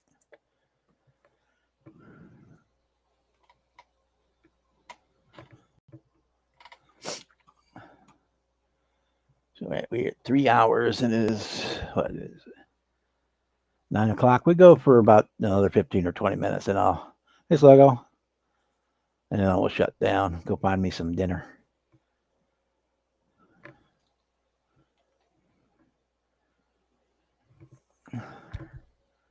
See what my message from my sister is. She's went to visit mom tonight. Oh, that's right. I read that one already. She said she's doing good. She thinks she's on a cruise ship at the casino. Wants to go to the casino. Yep. I have to go over there tomorrow, I guess, to visit her. So of course, I think she's still mad at me because I took her in there. I'm the bad guy, so we'll see if she even remembers. She probably not even remember.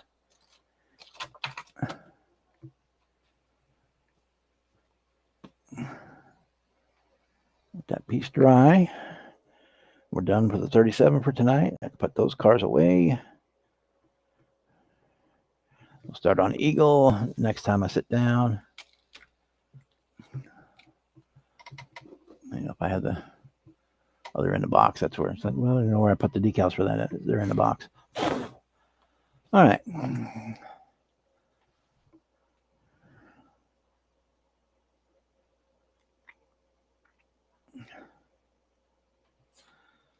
Here we can do this. We'll do one last fancy look at the two. Get my roundy round up here and plugged in.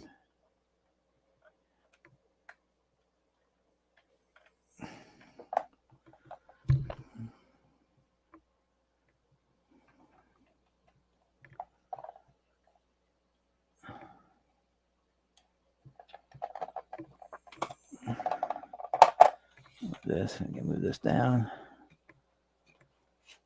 So you can see better. And I'll show you the two that we got done lately. There is the GTO for the Dazed and Confused group build, the Pickford GTO, 1970 MPC kit. We got the wing put on it, turned it into the Judge model. We put the wing put on, built the front spoiler for it, added vinyl top, all that kind of good stuff. Got the custom decals for it. There's the bottom side's pretty well plain. And then we did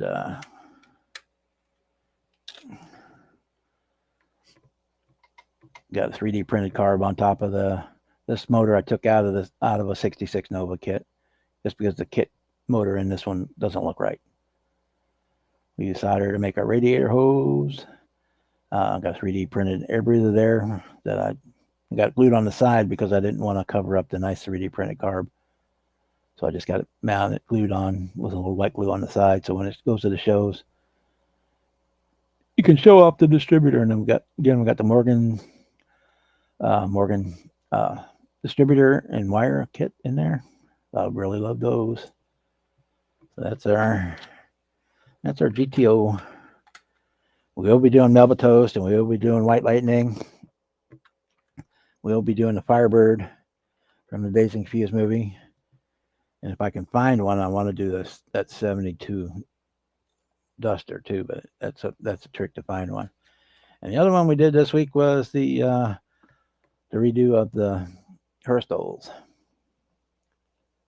We got 3D printed tires on this one from the wheels, whatever you call them, wheels. Yeah, the roundy round things were printed by Luis for my Jaguar, but the tires were too wide for it, so I did not use them for that. So we put them here.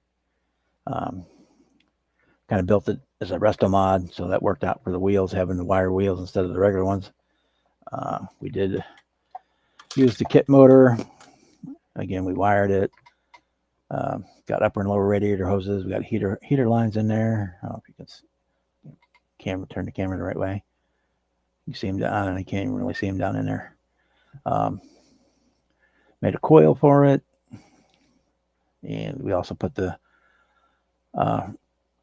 Oldsmobile Ramrod decal on the air breather, and on the hood does have even though they weren't functional, it does have the foam for the Ram Air intakes, but they weren't open on this car, so that's kind of look pretty. That's I used Tamiya paint and the Mr. Hobby clear on this one, but just a basic. Those are kit decals, and that's that one. And we'll be starting on the Eagle here in a couple days, and probably I'll put about a half hour more in on the 37 here, and then I'll leave it till next month's live build, and it should be finished. Should be able to finish it then.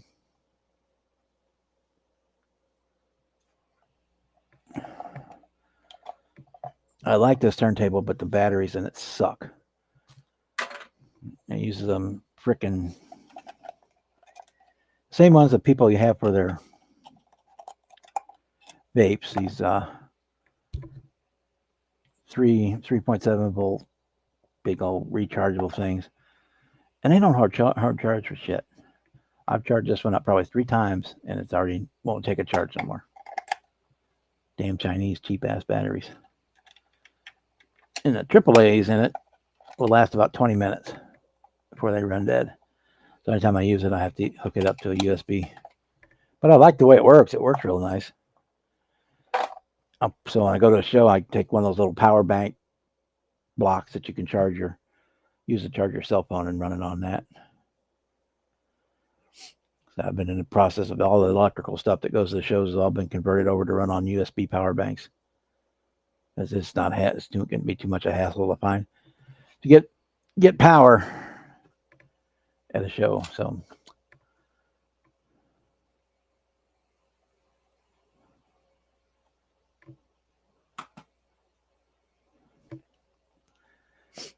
yeah, Kevin, you can go online and say, look what Bob sent me. I'm like, sorry guys, my chat hasn't been scrolling. Jeff, that's the Herstols, the 69 Herstols is that one. If I didn't say that.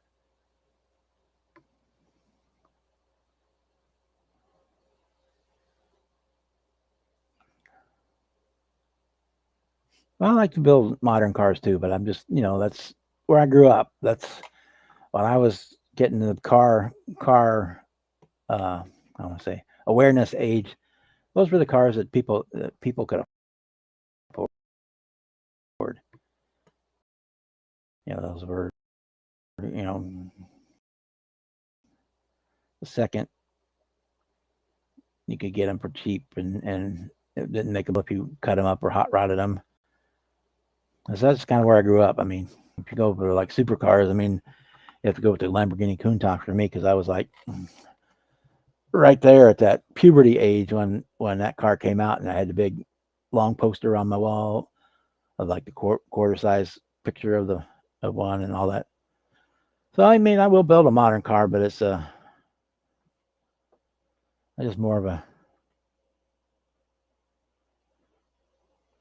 the 70s, 60s, and 70s cars just more fit my genre, fit my world, my awareness. Because I mean, I built the 2000s Camaro last week, and then or 2 weeks ago, and I built that Ford GT40. Is that what that is? That green one? Not too long ago. That's like a 2017 car. I got a 2017 Camaro up there. I got some newer cars that I've built. But I just seen. Well, I built the limo. That's a 2003, so that's a modern one. So I'm just more drawn to the older cars too, because that was my childhood.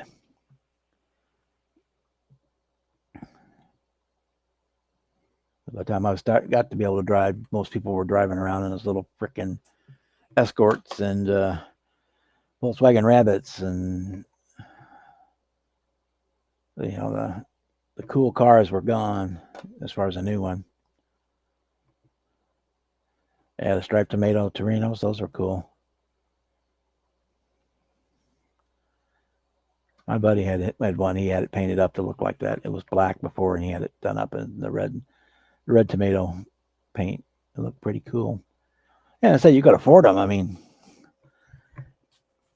in like 1980, when I was about the time I got my license, I guess around 80 when I got my license, 80, 81, somewhere in there, you could pick up a 69 Chevelle or a 70 GTO. You could pick one up for $300 or $400. That wasn't super rusted out and kind of ran decent. It might be pretty rough around the edges, but and you could, putt around and tootle around with it. You could work on it. You didn't have to have a computer to work on it.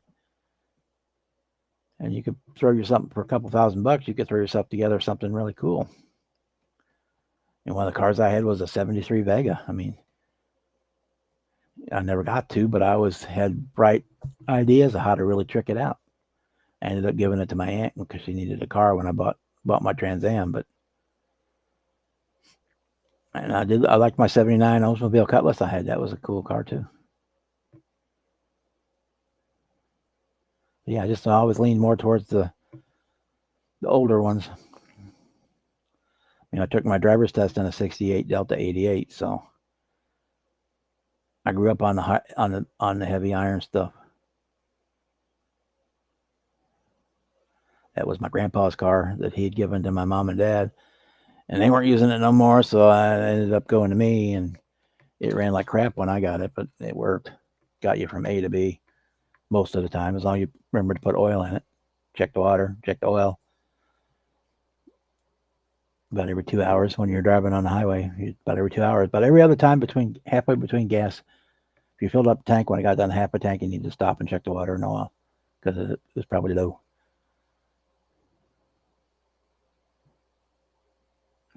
But yeah, so I just kind of always lean towards the older cars. I mean, some of the newer ones are cool, but they just don't trip my trigger like the 60s and 70s cars do.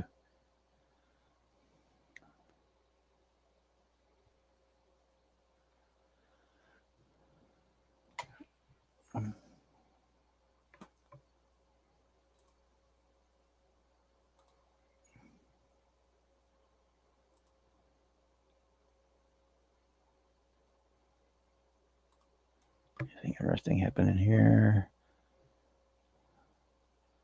YouTube, tell us about your experience. No, thank you. Guitar Center, I can't afford anything from Guitar Center right now. AT&T, I don't owe you no money. What do you want? Spotify, I don't use it no more. Okay.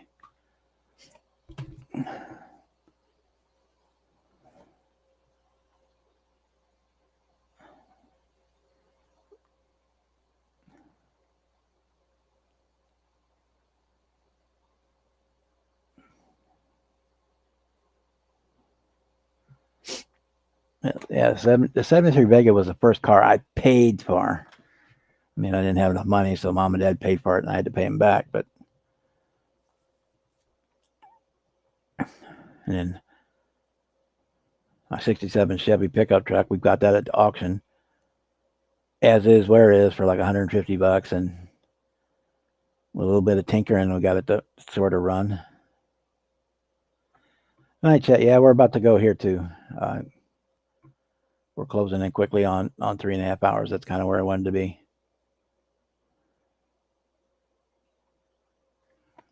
Well, see, 67, 68, that's muscle car.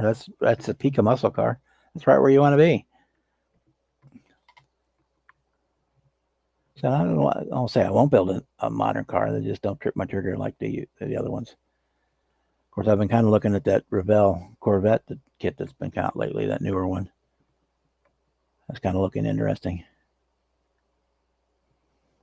My first dealership brand new car, I was going to say, technically, I've never had a brand new first dealership brand new car. I had one that was a demonstrator dealership, new-ish car. It had like 5,000 miles on it when I bought it. That was my Chrysler PT Cruiser, and I loved that car too. It was a great car. Everything else I bought was off the used lot or off of Billy Bob's junkyard, backyard, Yeah, everything else came out of a used car lot or say a private sale.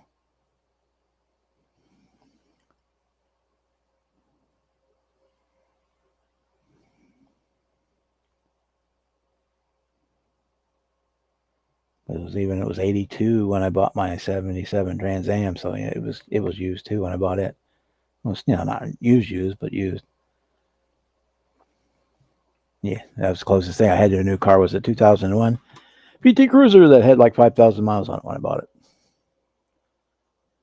It was the lot demo car. That's what they did all the test drives in. So I got it at a discount.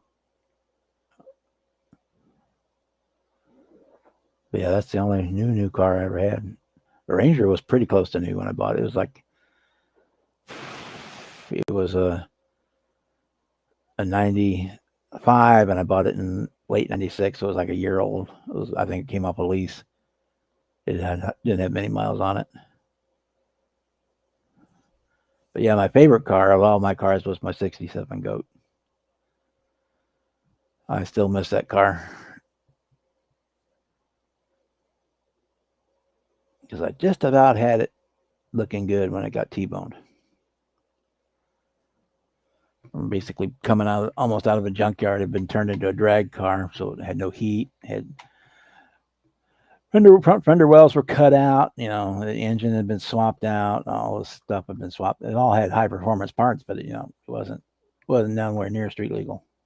Still wasn't street legal when I wrecked it, but it was close enough to get the good old boys inspection so I could get tags for it.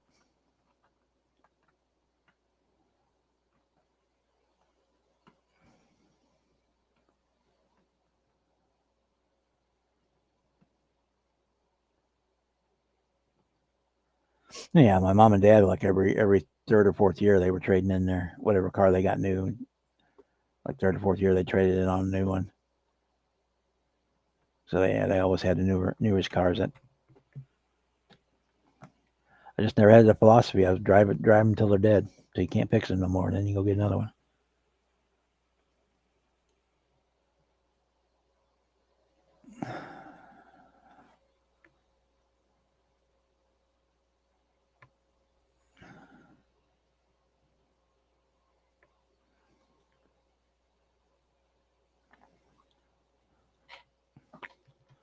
Well, the GTO wasn't my first car. I traded the Trans Am for the GTO. After I'd blown the motor up and put a different motor and trans in it, I was tired of it. As I ended up trading a Trans Am straight across for the GTO. You got the GTO and all the parts, all the original parts he could still find for it that he had at the house. I got, and then we built it because I was driving my main car at that time was a 280Z. I was driving a little part popper. Scared the hell out of me every time I drove it because the thing was way too fast for the size of the car it was. Yeah, so I picked my 67 Chevy pickup truck up at auction for, I think it was 150 or 100, probably 175 after auction fees. And it burned about a quart of oil every 40 miles. You go about 40 miles where you'd put a quart of oil in it. And I just drove it till it died. I mean, it wasn't worth enough to go put a different motor in it or redo the heads. I think it had a hole between two of the cylinders. I think actually, that's what it had. And I could have gone to the junkyard for another $100 or $150 and got a different motor for it. But whatever, I drive it till it dies. When it dies, we'll haul it off and get another one. But yeah, too, we could work on it too, because the same thing, you go the junkyards are out there. If your 72 Buick Skylark had a bad tie rod engine, you go to the junkyard for $10 and find one that was wrecked and pull two basically brand new ones off there for $10, $15, $20 if you had them pull them off for you. If you need a fender, there was always one or two of them cars out there that had the part you needed on it. You get for $20, $30. When I put the new motor and trans in the Trans Am, I got a 72 Skylark for $200 that had a big block 350 engine in it with 20,000 miles on it that had been wrecked. I got it for $200. We swung that in there, stole whatever parts I needed off the Buick to get the Firebird switched over, and then sold what was left of the Buick for like $75, $80. So I got for like $125. I got a basically brand new big block Chevy engine.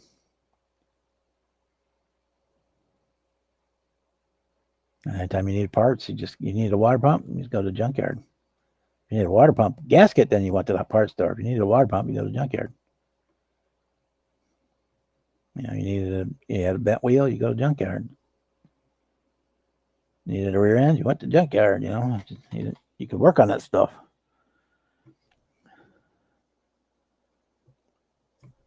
You could basically fix 90% of problems with a car with a pair of pliers, a screwdriver, and a book of matches.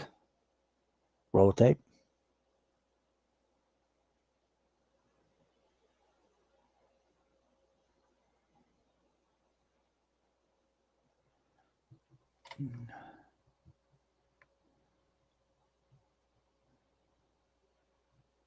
Yeah, that's what it is now. You can't, because they don't want it. They don't replace anything.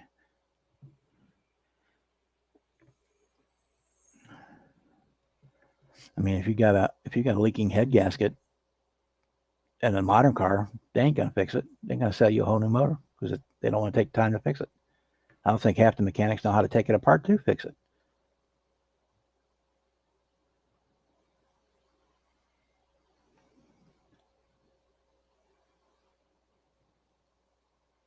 And a lot of new cars are so hard to work on, even room wise, it's an issue.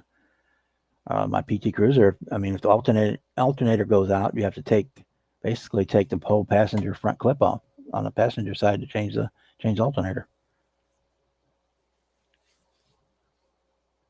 You got to take the fender well out. You got to drop the axle down. Some depending on the model, which engine it has, and some of you actually got to drop the engine cradle down on the passenger side to get the alternator out. Same thing if you got to change the water pump and the timing belt. You got to take the whole front quarter off the car.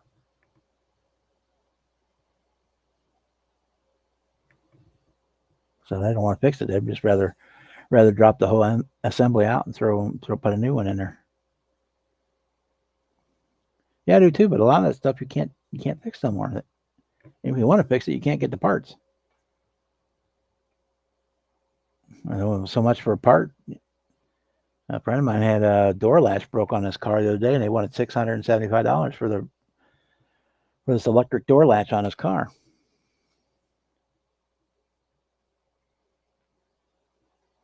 There's a piece of plastic in there broken. All right, guys, it's coming up on 9:30 Central Time, 10:30 for you guys on the East Coast. I'm hungry, so I'm gonna say goodnight. I'll be on Brian's live on Saturday, I'm sure. If I get bored on Friday, maybe I'll do something there. And you might catch me on some of the Lieutenant Dan's Zoom if you go on the off-air Zoom meetings that we're usually on there a couple nights a week. So till then, next time, I'll thank everybody for coming. Thanks for all the great good thoughts on my mom. I appreciate those. I wish she would get better, but it's not going to happen. So, but I just pray that she can live out her life as smoothly as possible. So we'll do our best to make that happen. So, but anyway, that's end on a bummer. So thanks again. Thanks for guys coming in tonight, and we will see you next time. Let me find the end stream button. There it is. Night, everybody.